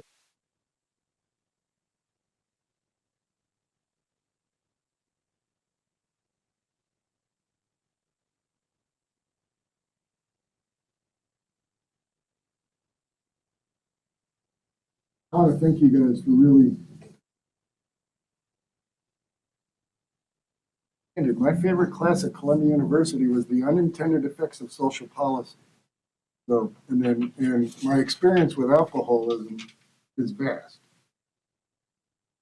More restriction you put on, more problem you can create. For example, as a probation officer, I was a probation officer for the Kotzebue region as well. At the state-run liquor store, a family called the Ferreras, who are now in Nome, opened up their own liquor store, Black Market. So they created a black market with that, and that is still thriving today. They still have the people on their front street, still going around, still having the same issue, and all that with a city-run liquor store. Maybe the city gets more money, but they haven't addressed the problem. What will address? Calls are down. Why is that? Well, right now, Bering Straits Regional Housing Authority has paid the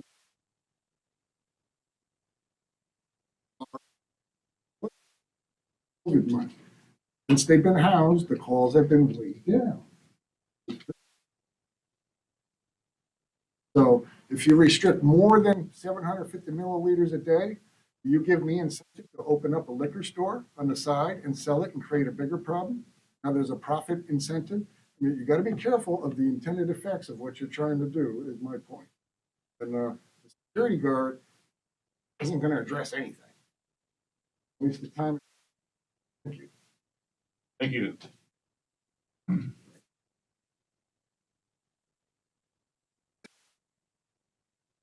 See if there's anybody else that has anything to say.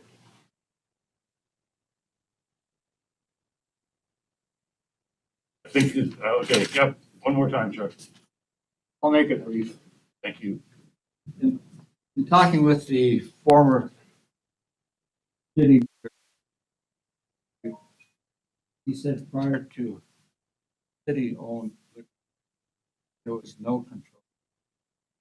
They had bootleggers all over. Teenagers could go down and buy their.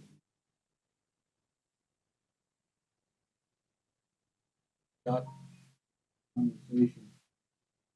Oh, it's there, and I'm just sorry that a name of a family was mentioned here. There should be no mention of families. You know? Disrespectful.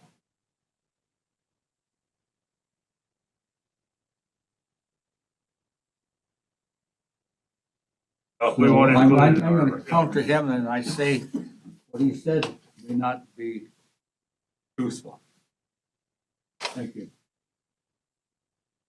Okay, we're not going to debate the truthfulness of Mr. Smith this evening. I just wanted to make. No, I'm just saying, I don't want him to get up to respond. Anybody else like to speak?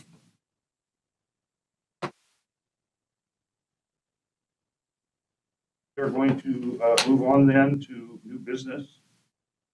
We have a plethora here of budget amending ordinances. Standard mid-year adjustment. I think normally we take and introduce these things and then have a work session. If there are any questions.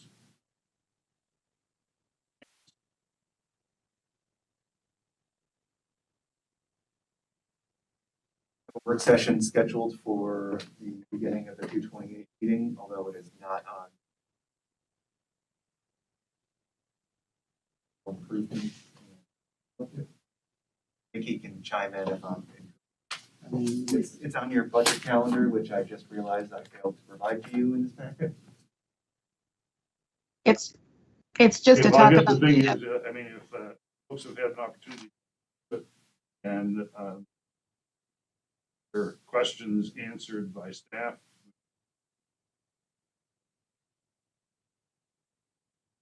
Is this a standard, do we do this once a year, kind of mid-year, a little bit after mid-year? Yeah.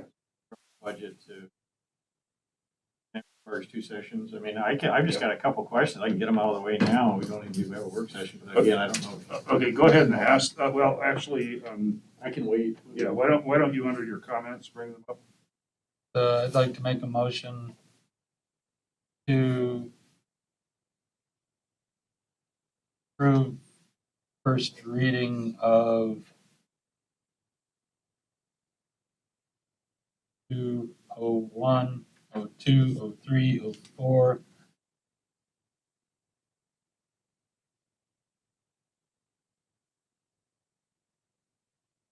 You, Councilmember Brown and Councilmember Mark Johnson made a motion to ordinances 220201, 2, 3, 4, 5, 6, all budget ordinances onto second reading and adoption at the next. Roll call, please. Discussion, so we can have questions. Or we're gonna wait till. Well, yeah, I guess if there are, I guess. Scott said he had some. I don't want to hold, I don't know if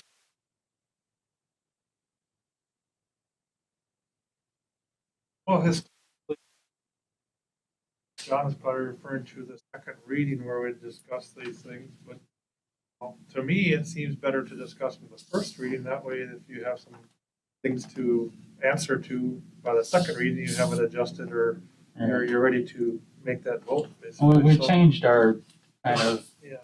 informal rules 3 or 4 years ago to allow discussion at first reading.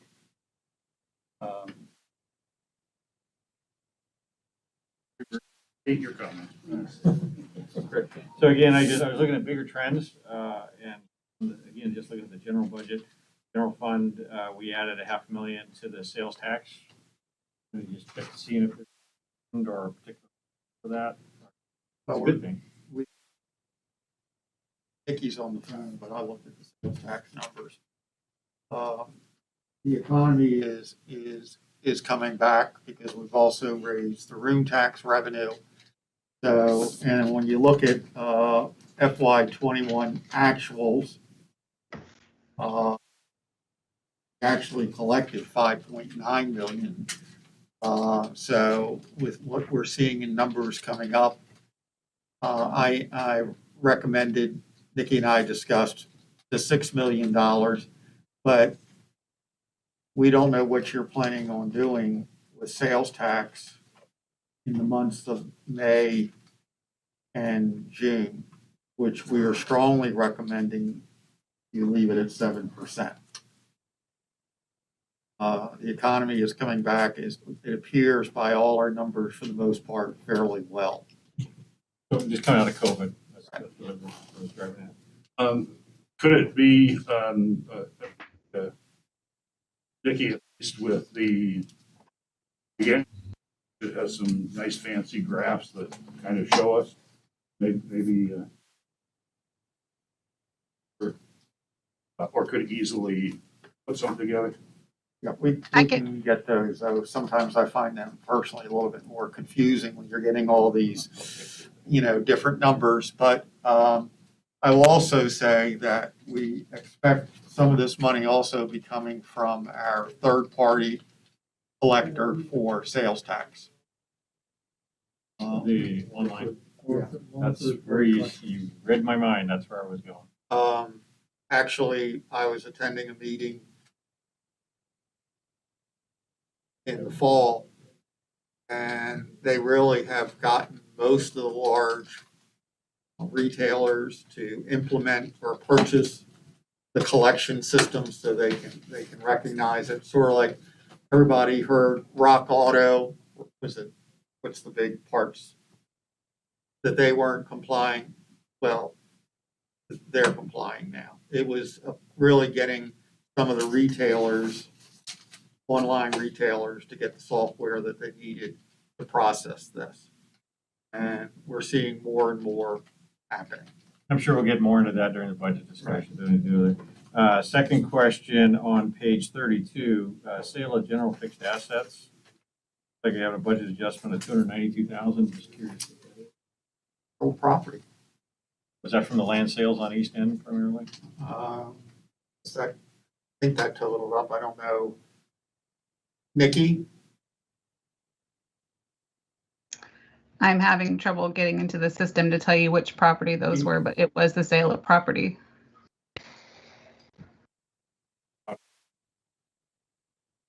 Pretty sure that was the land sales. I'll double check. Yeah, no, I just don't have the backup data on top of this.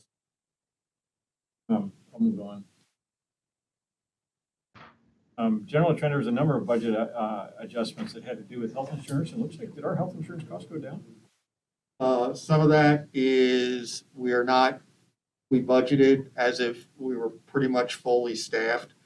And then you have people who we project might be on family plans. And then they end up taking a single plan only. That can make a huge adjustment. As you well know, what a family plan costs versus a single plan. Some technical Sure. difficulties getting your. Just keep going. I'm almost done. Pretty significant budget adjustment for officer overtime. I assume that's due to because they're short on people. They're short on people, plus we've had people go down with COVID. Right. So the staffing shortages are basically they're trying to fill it as much as they can through. And last year at this time, you had CARES money. We don't have CARES money for most of this budget. I have Nikki on the cell phone here, and she said that for the next meeting, put in the packet some perhaps to answer those questions. Snow removal, obviously, I'm assuming it's snowing a lot more, or costs a lot more around. So I'm assuming most of that is contracting. Yes. Support for moving all the snow around. I think the 504 Warren Place, the $208,000 adjustment was that property for the teacher housing.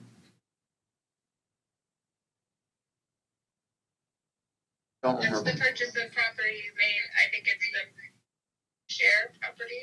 Oh, right here. Oh, the parking lot. Right. Oh, thank you.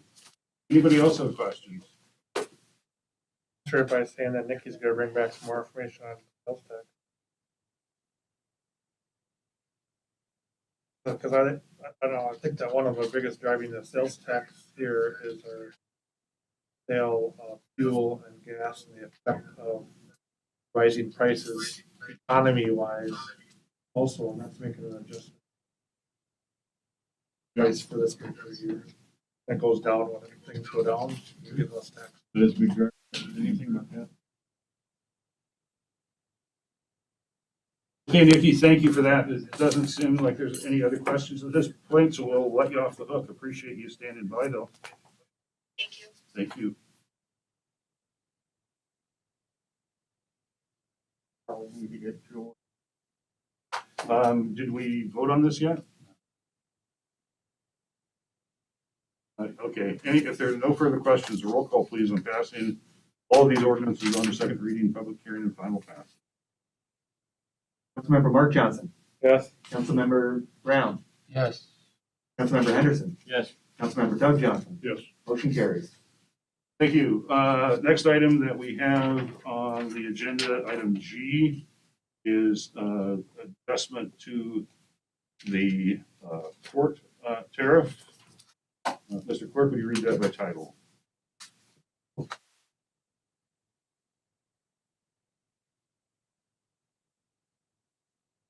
O220207, ordinance adopting the Port of Nome tariff number 6.16.2, all existing tariffs of the Port of Nome.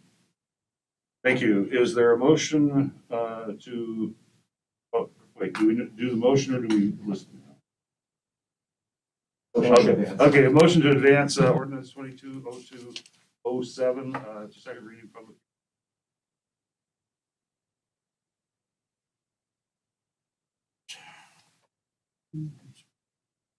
Second. Thank you. Councilmember Doug Johnson, Councilmember Brown. And manager wanted us to recognize Joy at this time. Good evening, folks. This is, as you can see in front of you. You want me to call you on the phone?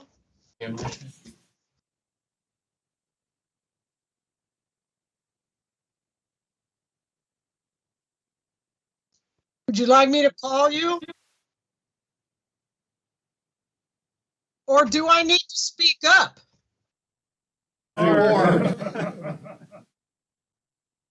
Which are we doing? We're on the adoption of the port tariff. Would you speak to this? Understood. Am I calling or am I elevating my voice? You are good right here. You can actually speak a little more softly. Oh, okay. I can do that. Whatever you need, Mr. Mayor. As you can see in the agenda statement I included, we are wanted to make it clear that the scaled gravel rate wharfage, how that was worked out and what that looked like for those that don't actually walk through every page of the tariff. This is how that worked out over a couple of work sessions. You'll see that the CPI increase gave us a base rate of 223, and the Port Commission came up with the percentages below the red numbers for the decrease based on volume categories. So unless there are any questions, the only other changes are going to be the CPI adjustment to the remainder of the tariff rates. This is really the only one that sets out and was modified from previous based on how it's structured. One question on that. I assume that in the bowels of this tariff, there's language having to do with, or there was previously about this is per project or something like that. Negative. Well, there is language. If you look at the bottom left cell in the table, the discount rate is based on individual project volumes, but it is not yet. It is not based on by barge like it used to be, but it is individual projects. Early in our discussions with the commission, they had had some discussion about limiting it to 2 operational seasons. We didn't get that clarity Thursday night, but I will, I'm sorry, last week when this was done on the 8th, but we will be meeting Thursday night. So we will walk through that. And if that is preferred, we will bring you back a slight modification on second reading. Thank you. Councilmember Henderson. Hey, Joy. I did attend the last work session. And I just want to sort of clarify a couple things. One is, so before the gravel discount, or previously, which I assume is including this past year, the rate charge was per barge, correct? For the first 2 charges, that is correct, Councilman Henderson. But the third rate was the over 40,000 tons. Just while I'm trying to get to that section on page 110 of of your packet. You can see the redlined items. There were per barge loads for the under 2,000 and over 2,000 tons. And then there was a rate for over 40,000 per project.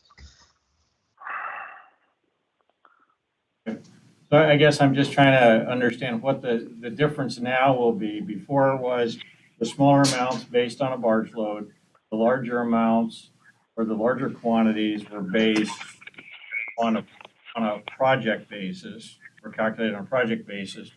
And so now we're going to everything project-based and also potentially multiple years. Is that a correct assessment? Excuse me, potentially limit it 2 seasons. Because some volumes, as you noticed this last season, some volumes there's no practical ability to ship all the material in one season. So if they bleed over into 2, I learned today that was what some of the previous discussion was, and it must have been outside of the work session, but we will clarify that on Thursday. But you are correct that the under 2 and over 2 were based on the barge. The over 40 was per project. This new structure allows for anything up to 50,000 tons is charged the base rate. The revolving scale of volumes decreases by the percents you see as you get to the bigger loads. And that was what the intent was. At least. Oh, definitely. I think it's important that we, clarify in the tariff sort of how we do that, because that could create a lot of, disagreements if we don't, specifically clarify based on barge, based on, year, whatever the case may be. Second question is, did the Port Commission conduct I think, John, you called it a fiscal note. Whenever you look at passing something, we look at what the cost will be or what the revenue generated will be. And did the Port Commission or did staff look at these decreases, which are pretty significant? Did they look at it and say, okay, based on a typical year, we think this will generate either X amount more revenue or decrease X amount of more revenue? Just curious what the thought process is there. We worked on that, Councilman Henderson, but the problem was we haven't had a typical year in the last 3 seasons because the numbers are all over the place. We can, if there is interest of the council, we can pick a year, say 2017, and then a year 2020 and project the rates. The commission was pretty adamant. Staff brought back a recommendation to make the lowest rate at 60%. And it was going to be voted on at 50. So they revised and set it at $1.23 at 55% of the base rate. They were pretty confident at the number. There was a lot of discussion, and they were pretty confident at the number that they resolved to, but clearly it's the council's choice. No, I would appreciate certainly, some analysis on a couple of years. And I don't know how you would determine that, but I mean, it's my understanding that from a commodity perspective, gravel is the biggest revenue generator for the port. Is that correct? In the last 2 years, that is correct. Prior to that, we did have one other season, I believe it was 16 or 17, that was high as well, but the last 2 seasons have been increasing exponentially, and this coming season expected to do so as well.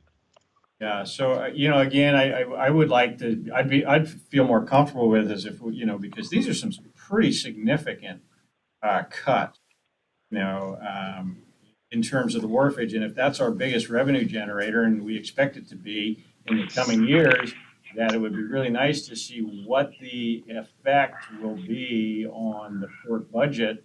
And again, they're just projections, but I think that would be really helpful for me to see it because, for obvious reasons. So if there's a way to do that, relatively simply, I would certainly appreciate that. You bet. It is fairly simply to do, and you're singing my song. More revenue.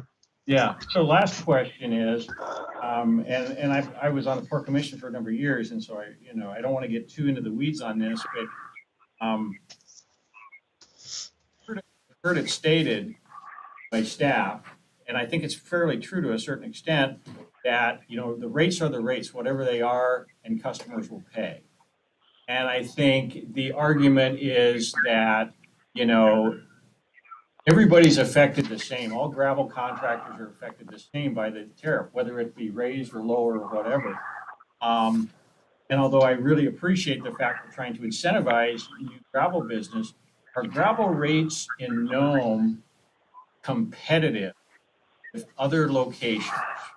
Are they competitive with other gravel pits or projects in the region, in the area? And I don't even know what's out there, because I have heard, and it may not be accurate, that gravel rates are still very competitive based on where they're at right now with the next viable resource. And I guess I was just curious on your thoughts on that. Hopefully that question makes sense.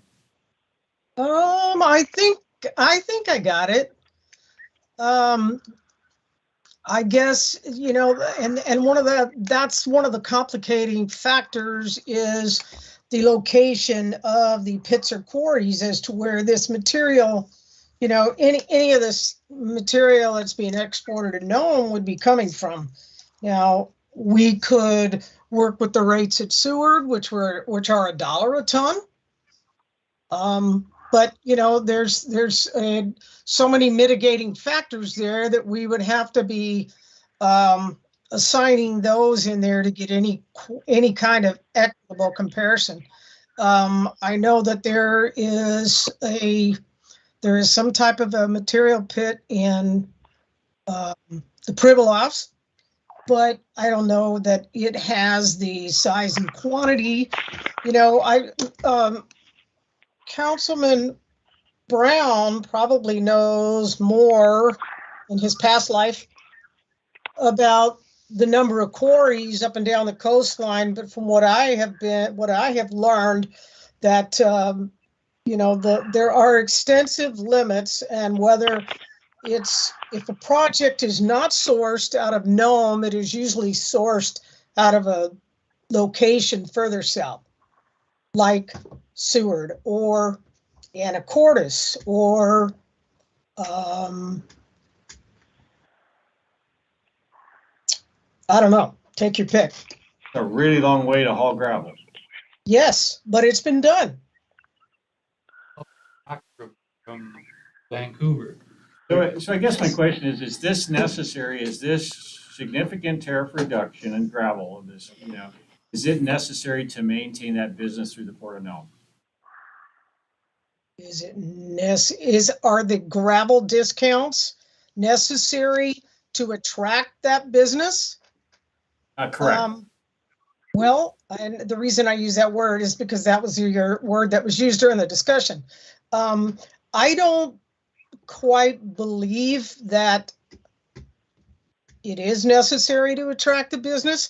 I won't say that we have a captive audience, but I will say that although some volume discounts should be afforded to some degree, I don't think we have to be really highly concerned that unless we cut these deep discounts, these contractors are going to go elsewhere or go south or Vancouver, as Councilman Brown said, or Anacortes or the Pribilofs or anywhere else. These, and I know there are small source pits in the region, but I don't believe they have any large volume to them. And obviously we're talking about a difference between rock and then crushed gravel, but I don't know that we would need to go this deep, but I wasn't I wasn't able to vote.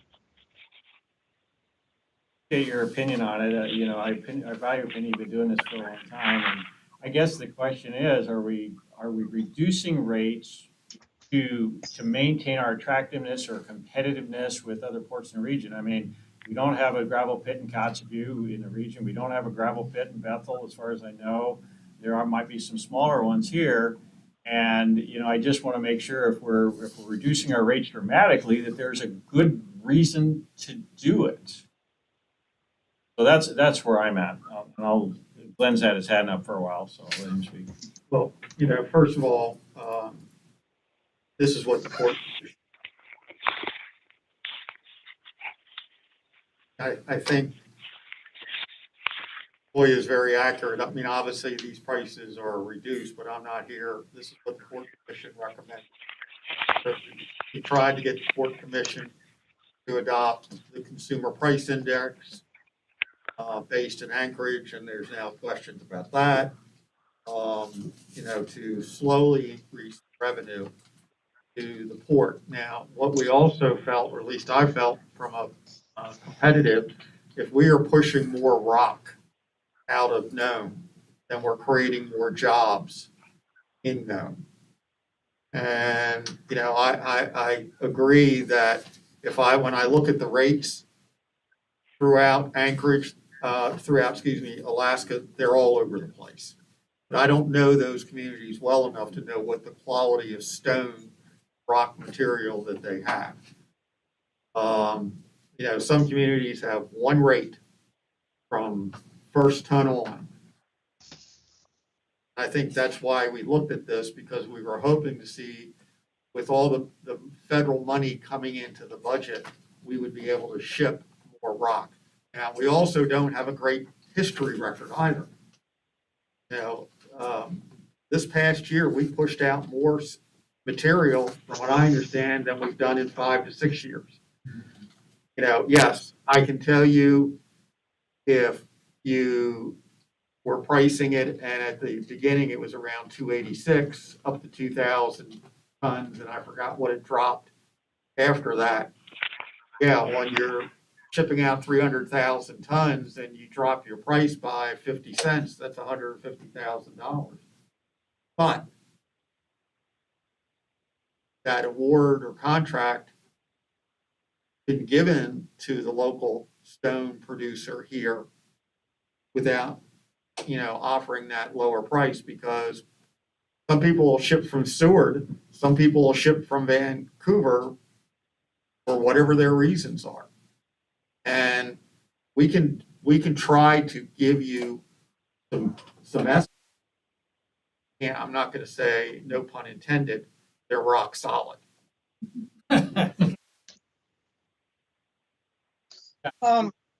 Important to have a fiscal note. I agree with John on, I think he made this comment on another issue. If we can clarify the financial impact as much as we can, I think that's important. Again, I'm just remembering last meeting, we approved $1.6 million for the port to continue with this study. So, that's money that's got to be paid back. So just thought I'd throw that out there. Thank you. Go ahead. Mr. Bear, can I say one more thing? To Councilman Henderson's request, yes, it makes good sense. And we do have the historical volumes of gravel that go back to when the facility started shipping gravel for the first time. And, like I said, we had 17 or 2018 material that escalated and beat the best season we'd ever had. And then we have since quadrupled, well, not quadrupled, but we have trying to open a document. Those tonnage is also escalated in 2020 season, and then they escalated more in 2021. So if the council wants any particular information, then we'd be happy to bring it back for second reading. Mayor will humor me. I do, and the only reason I know this is because I attended the meeting. I know that the Port Commission voted unanimously for the recommendation of the tariff. but I don't believe the vote was unanimous on this particular issue. I looked at that in Glenn's report, and I guess I would just ask for a little bit of clarity, because to be honest, Port Commission's unanimous on something, you know, there's not a lot of thought process that goes through that, but when you have something that is not even close to unanimous, I think it begs the question. You, Councilmember Mark Johnson, were you trying to say something? I think the last discussion, I know what I was asking about is whether the Port Commission had discussion on other distributors of gravel source, and whether that came into play as a possibility for reduction of the tariff.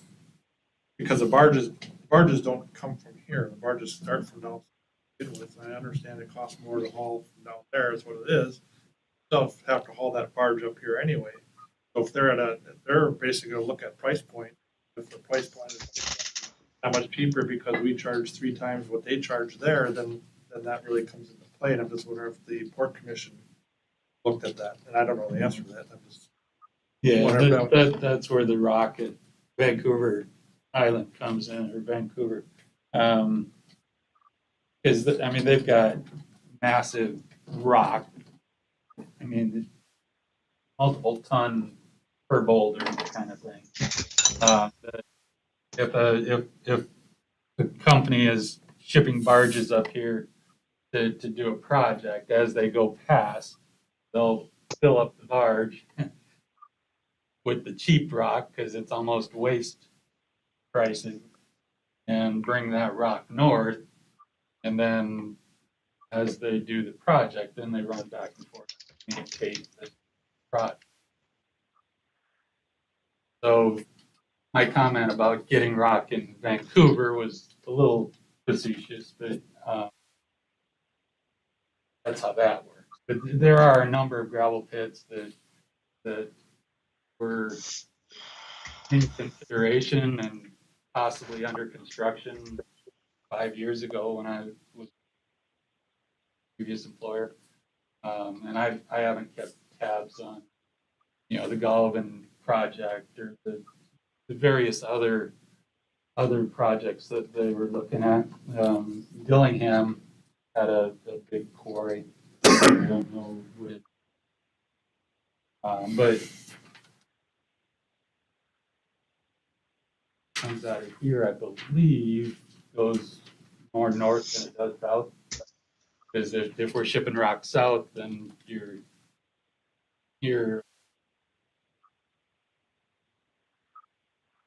closer to the gravel pits that are south of here. I guess my only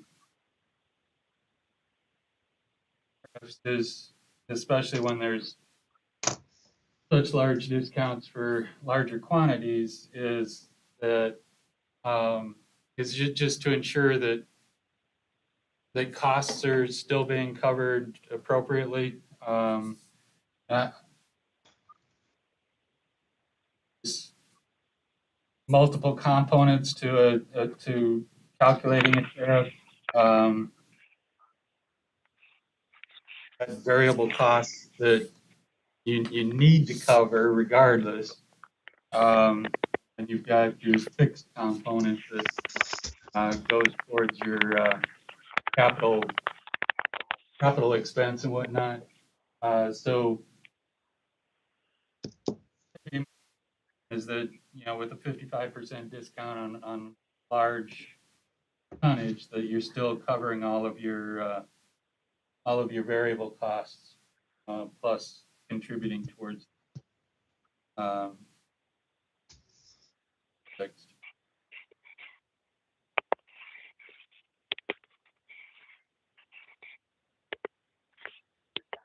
Well, I had originally asked the question about, I was just curious as to why we don't have a unanimous decision on the gravel.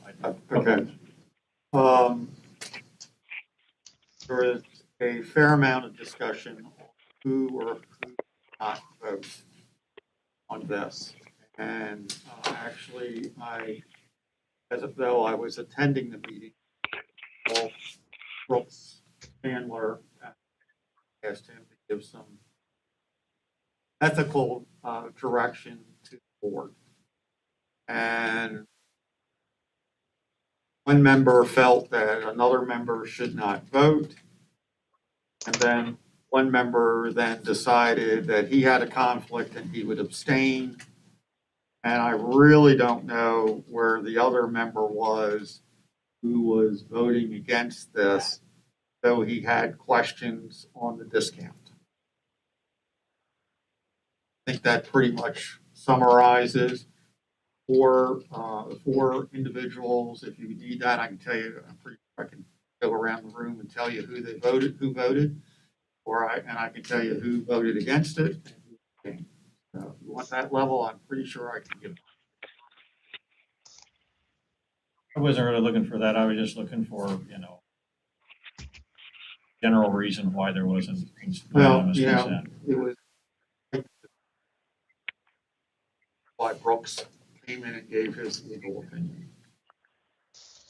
When they talked about tariffs in the past, remember the commission, just like the chamber or the council, have different various opinions and ways to accomplish things. I think people might think that raising rates at all is not good for, other people might think that is, or discounting vice versa.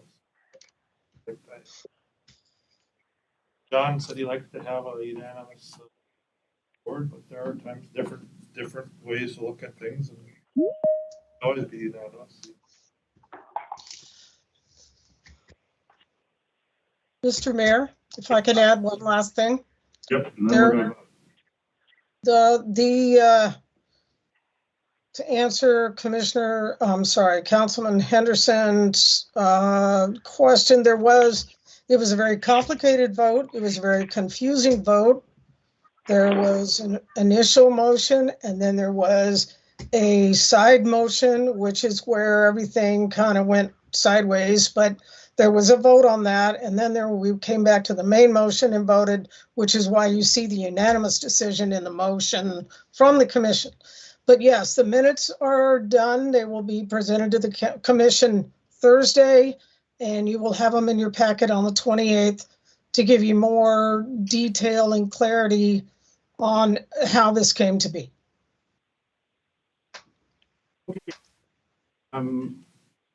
we can pick up any more at second reading, and perhaps we'll have some kind of a change document you indicated. Can we move to the vote? Roll call, please. Yes. Councilmember Doug Johnson. Yes. Councilmember Mark Johnson. Yes. Motion carries. You. Moving on then to item H, an appeal of a chauffeur's license denial. Listened to these things before, and they've been done in public session. I guess I've always questioned why that is. Brown, can you shed some light? Yeah, so what we've done in the past,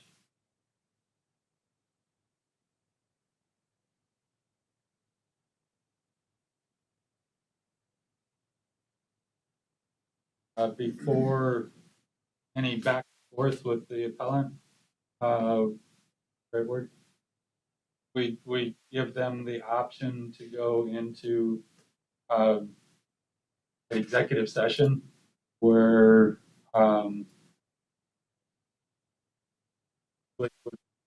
leave, and then we can have a discussion if we think there's going to be issues. We've also had instances where we've asked the appellant to leave as well as the public and had a discussion just among council, and then bring them back in. And so I guess what I'm saying is there's various ways that we've done it, depending on what the issue is. Well, I think this same person, I think they. the clerk has some clarification. Go ahead. Just two things. Attorney Charles Cassiola online and the appellant is not able to be here, but he told us to proceed. Okay,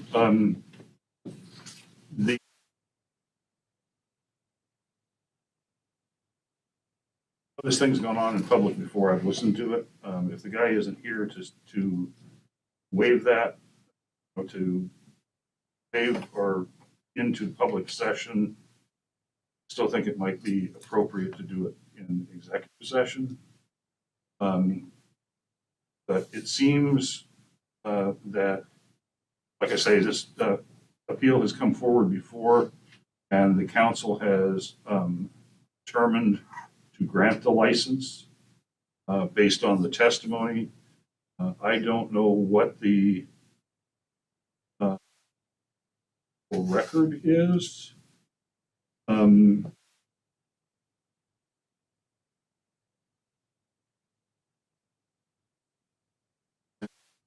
Know that we kind of changed our rules a few years ago to make them more stringent. And learned this once before. And maybe I ask the chief of police. I would request that this be discussed in executive session. Okay.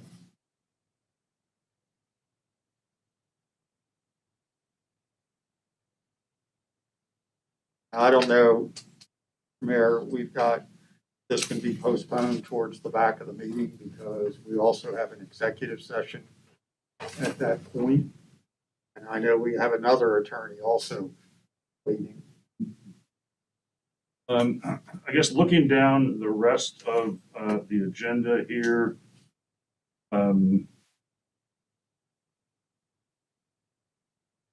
don't know that real long time on any of these on these other things, so that it might be better if we leave the attorney waiting for a second. Is there any objection to the council to moving each down to rearranging so it's last item there?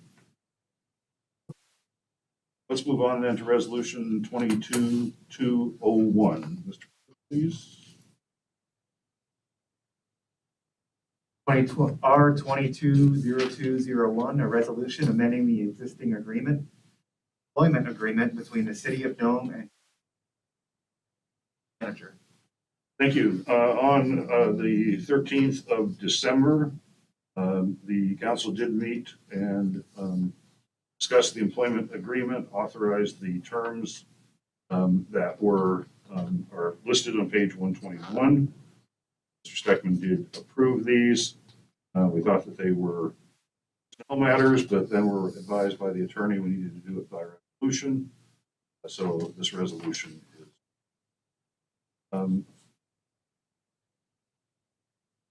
resolution 220201.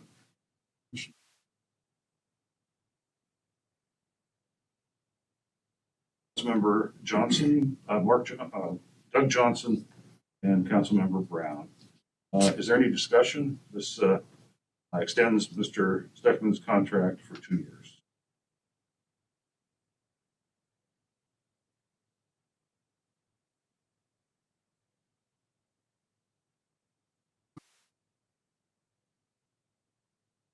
Member Doug Johnson. Yes. Councilmember Mark Johnson. Yes. Motion carries. So as soon as we do that, then he wants to go on vacation.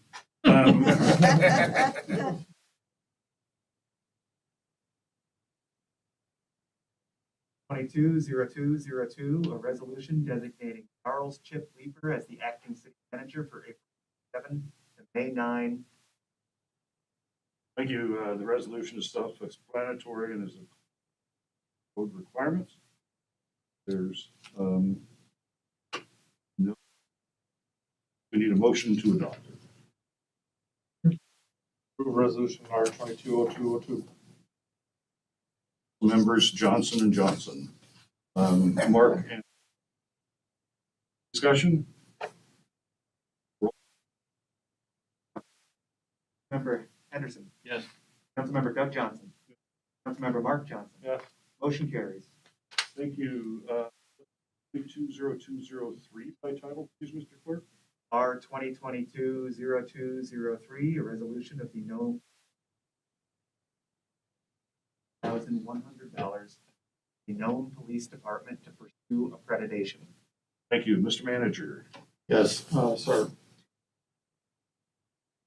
No, sorry. I'll make a motion. Second. Councilmember Henderson, Councilmember Brown.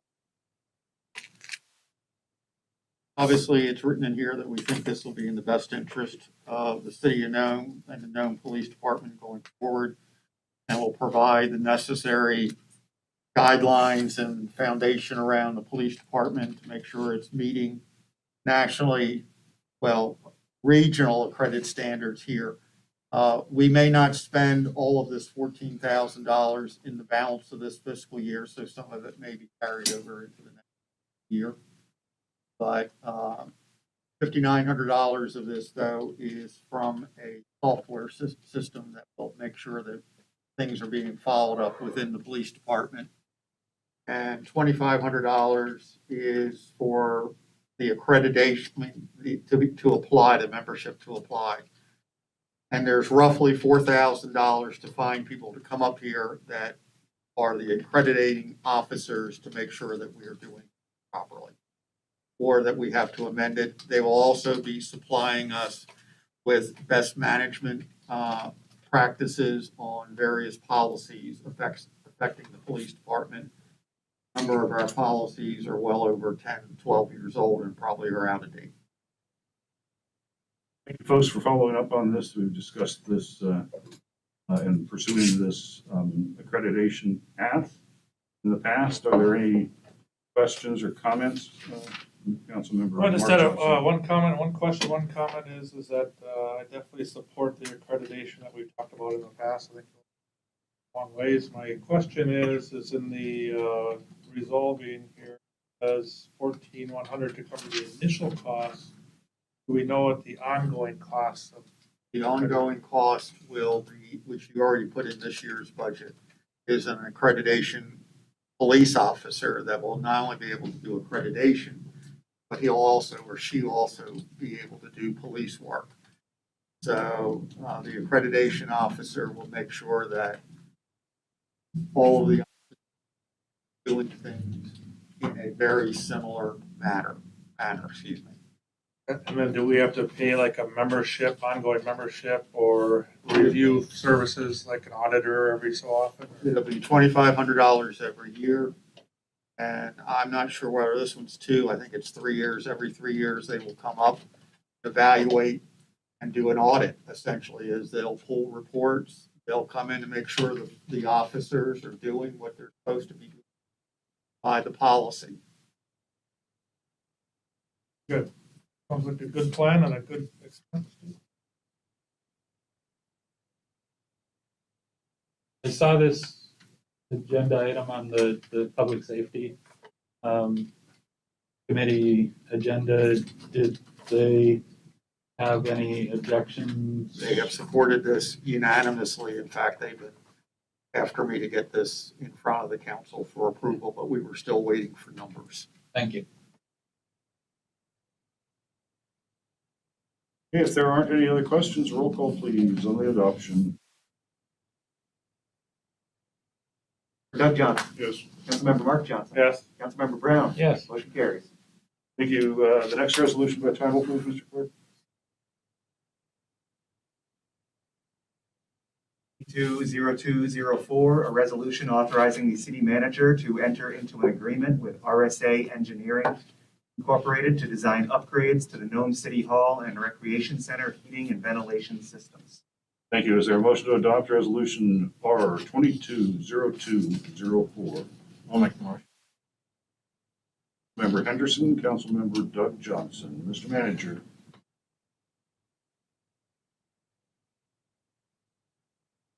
Engineer John Belize is on the line if there are any questions. So the administration supports this to going through and addressing issues. And just for information, our second boiler is now going out.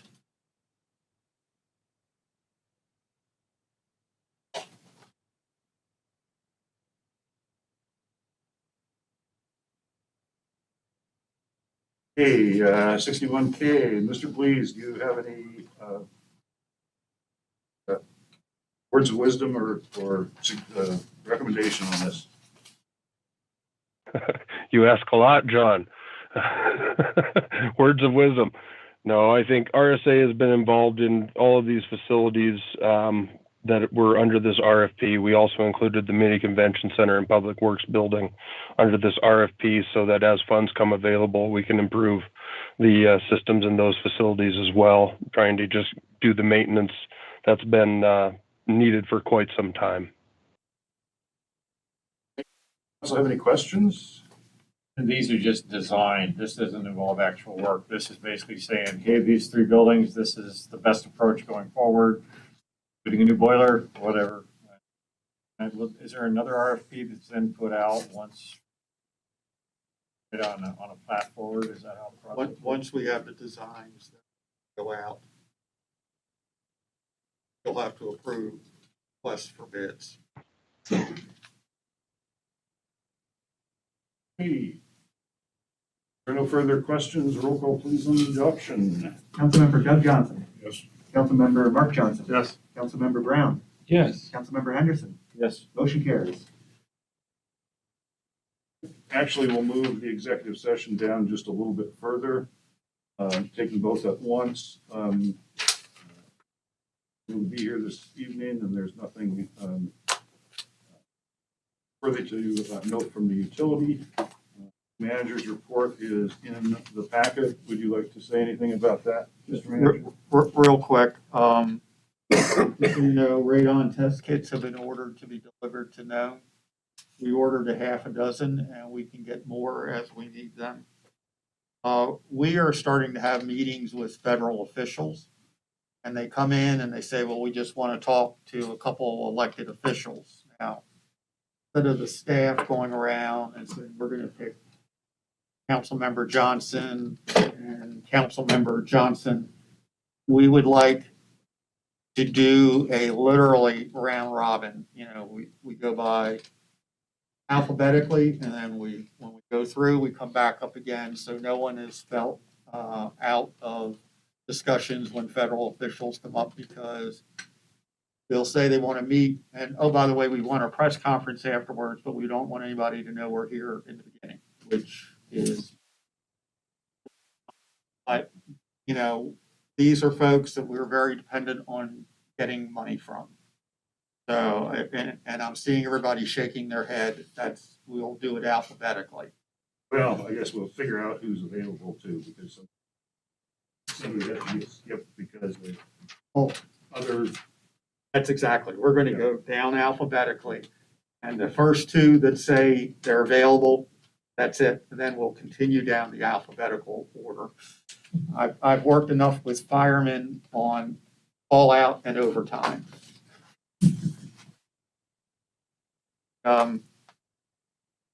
Other thing is, I gave you several projects that we do need to talk about.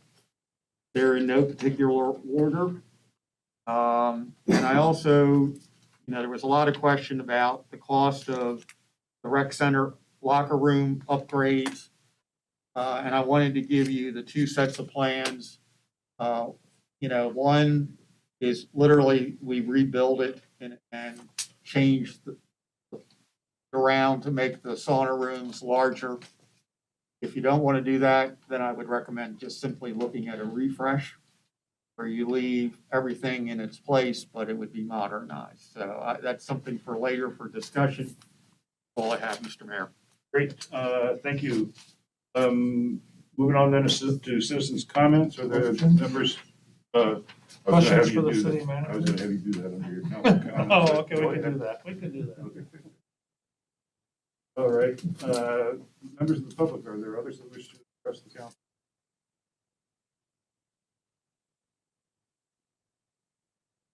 And again, this is not about alcohol. We do other things at Nome Community Center. And we are excited about our community garden expansion. So this is a drawing of our existing community garden. This is the growing space we're going to expand to. So we are looking for volunteers who are interested in helping us grow seed starts in their windowsills, starting anytime between Iditarod and maybe first week in April. Get things going. We have all the supplies coming, the trays, the soil, the seeds. but we'll have so much growing space that we're gonna need lots and lots and lots going. So we have a work team coming up in May. As soon as the ground is ready to work, we've got all the lumber already on site to build the new beds. We have hundreds, thousands of pounds of soil coming. We're gonna use some local soil as well.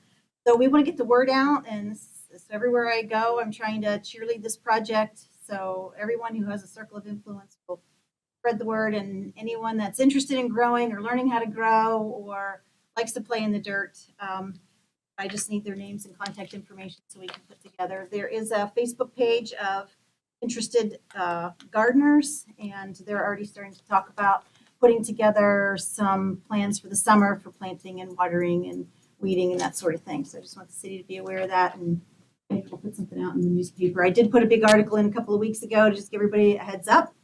So if you know of anybody that's interested, get us and we'll make sure that they can be a part of the project. Thank you. Wonderful.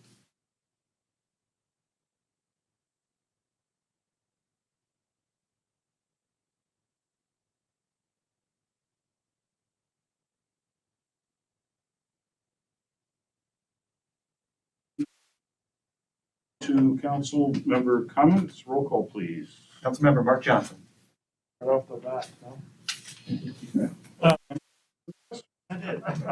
So my first question I was gonna ask the city manager is what, we have a budget for making donations or nominal type thing, and what's the procedure for make a request or to make a motion to? What I'm referring to is the Nome Arts Council is having a endowment fund fundraising in honor that's being named after Richard Beneville. And I just kind of thought it might be appropriate for the city of Nome to do a one-time contribution to this endowment fund in honor of Richard. And that's kind of what the procedure would be to do that. I don't think there's been any really defined procedure. Sometimes we get a request to come in and then ask for a donation from the council, and as long as it's within a certain amount of money, you know, we go ahead and approve it. Now, if you're wanting, I don't know, I've not seen that. So, There actually is a letter too that I didn't bring. I forgot it, from Carol Gales, and they were supposed to get $10,000. $1,000 in the What were you thinking about giving?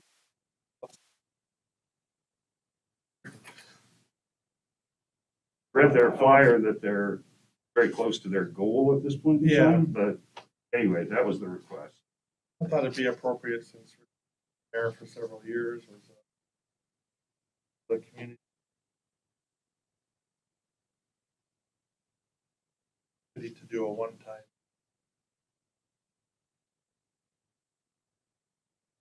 I guess I would like to see what other council members do that better. Your comment. Yeah, that's my comment. I was gonna make a motion to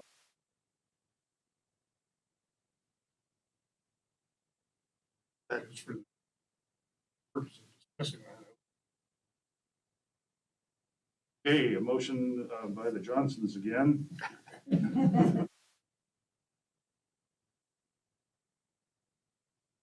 Discussion.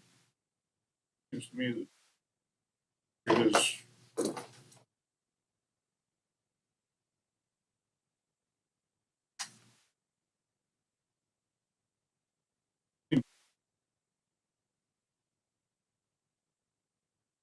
something that he can be remembered by.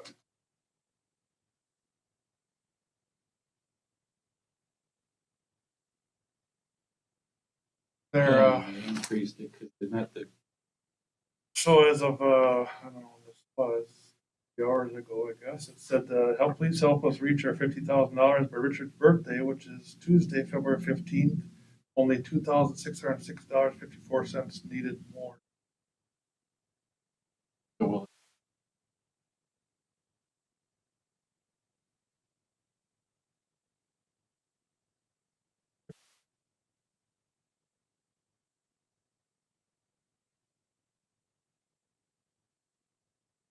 Councilmember Doug Johnson had an amendment to make it 5,000 per second.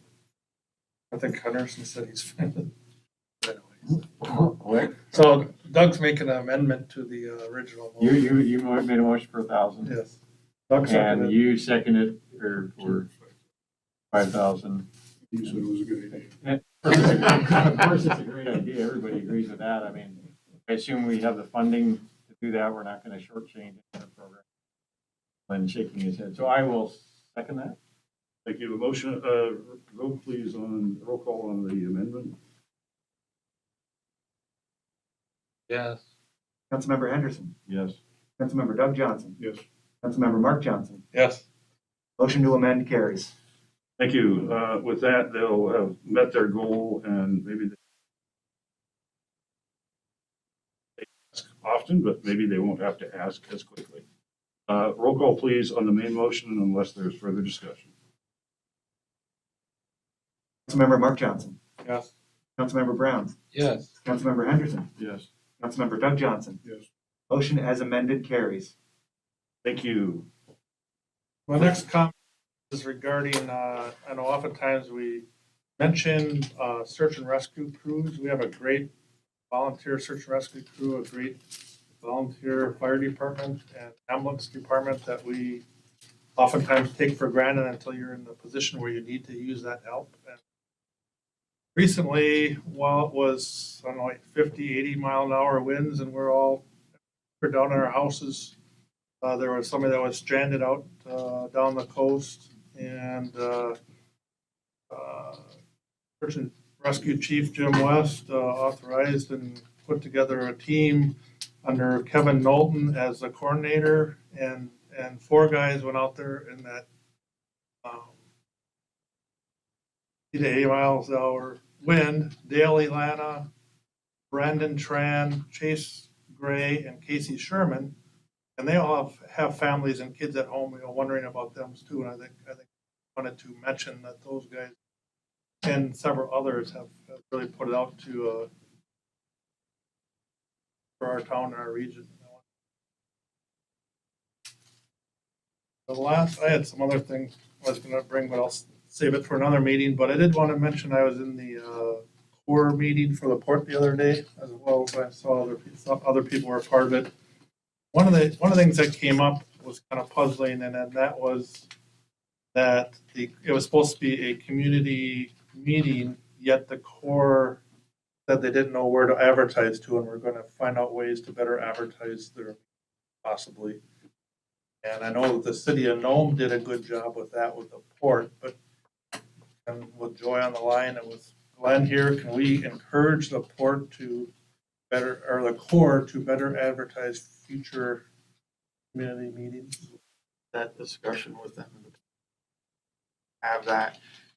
And I know that did try to get notices out just because we know the port sometimes the Corps has sometimes very limited approaches to it, but we will follow up in that discussion, and I'm sure Joy will also. Thank you. That's all I had for. Thank you. Next. Nothing tonight. Councilmember Henderson. I'm wondering, I've asked for, generally I haven't requested a specifically date, but to request a work session to begin the process of developing incentives for the construction of housing in Nome.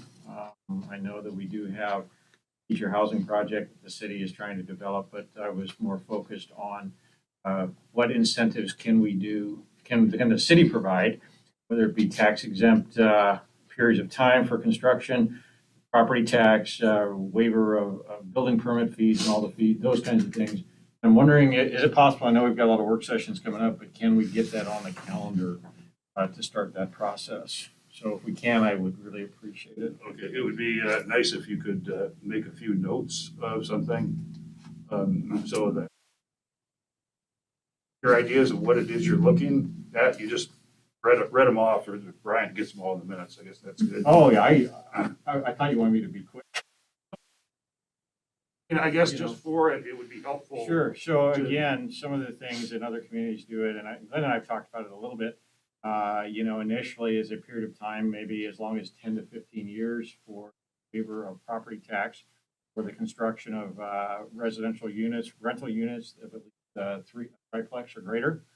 Also a waiver of all fees for city fees for builders or anybody that's trying to construct housing, which would entail things like building permit fees, excavation fees, any fee that the city charges with respect to the construction of new housing, looking at that, and also looking potentially at the possibility of either reduced or waived fees for on the utility side. And looking at those are just three of the options, but looking to see what it would take to incentivize the construction of new housing. And the main reason housing is not being built is because it's too costly. And once it's costly, it's almost impossible to get your money back out of the project without charging exorbitant rents.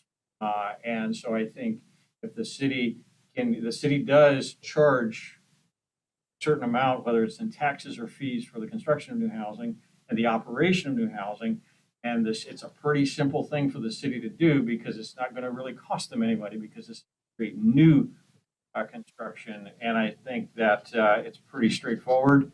I would like us to really start taking a hard look at this instead of just looking at one option, city-owned and run housing. Because I think, to be perfectly candid, I think that will actually disincentivize construction of new housing. We need to really start figuring out what it's going to take to kickstart that market. And so I go on, John, but You're good. that's kind of where my thought process is. And I think there's other things that we can do to do that, because I think if we don't have the if we don't incentivize the market to build new housing, especially before this port project happens, we're going to be in big trouble. Okay, I thank know you. it's past my, there are things to add to that list of things for incentives. Because I understand we may have as many as 100 vacant houses here. I think we should incentivize people to fix them up, to turn them into rentals as well as just single family.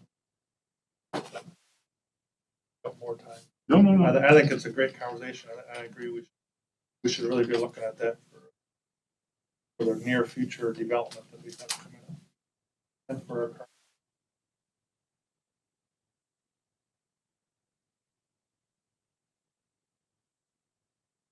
Good job.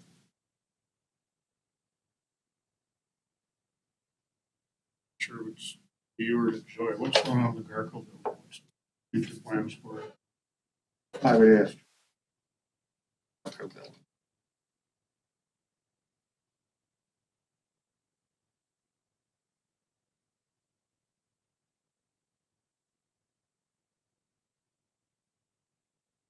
Sleep. We'll get it.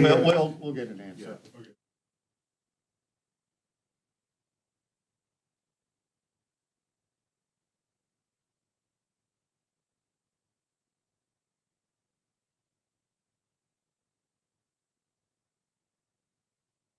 Valentine's Day.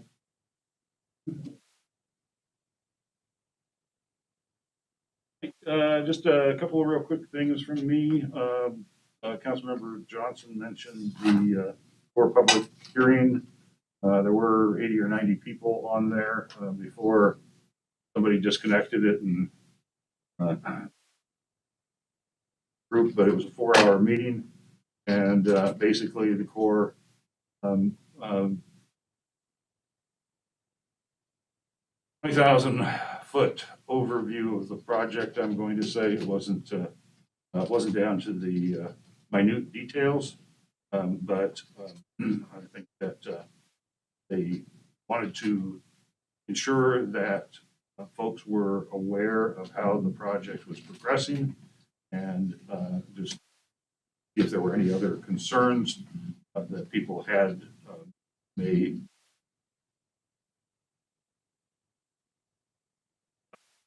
The end of the public process, but in this design phase, one of their required meetings in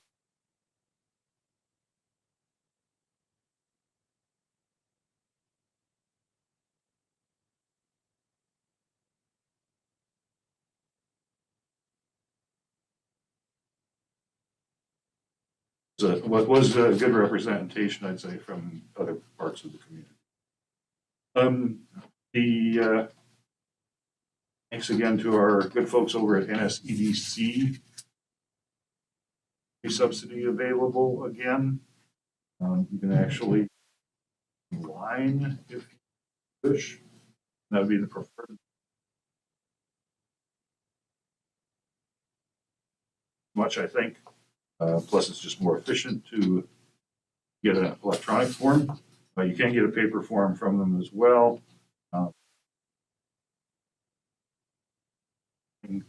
Amanda Patrick out in there can assist you. Utility will assist once they have the closing of it, try to catch anybody that got missed. And I believe it's March 18th that the deadline. Some time, but don't wait.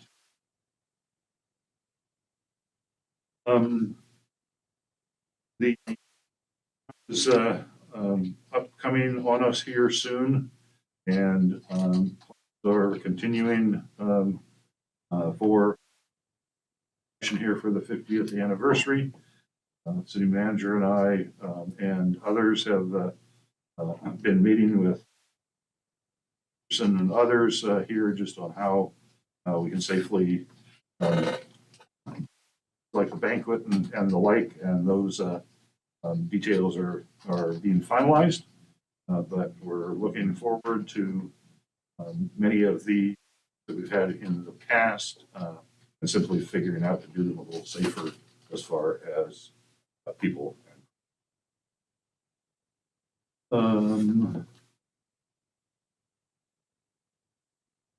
Next Tuesday.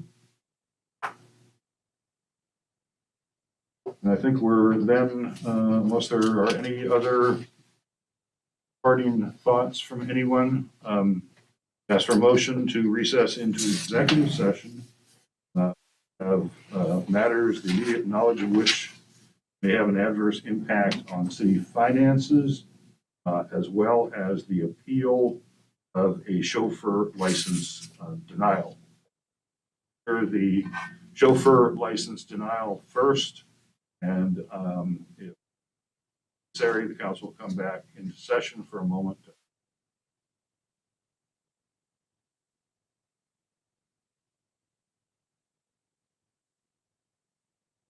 to go into executive session.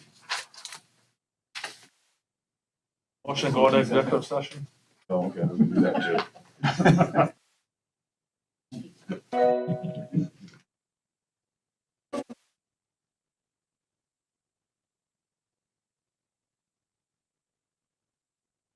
I think I heard something happening. That's why he said, he never said, he doesn't need to say anything. No, I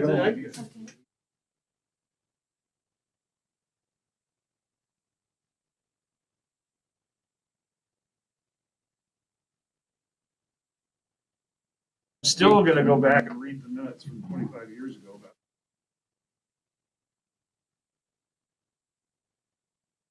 changes along the way too.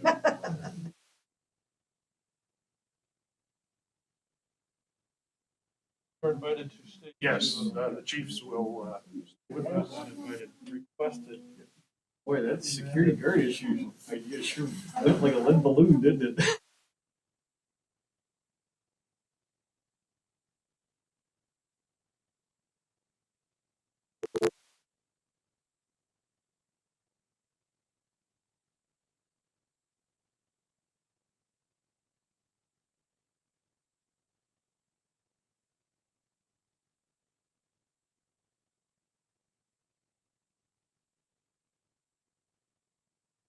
Calling back in on the conference.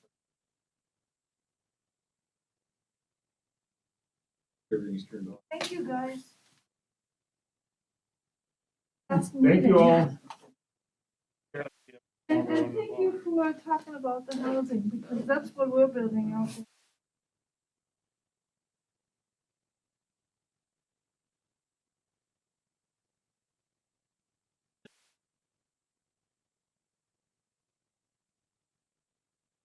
Done with Zoom then? No, those guys look like they Yeah, know what they're almost doing, there. because my office is right there.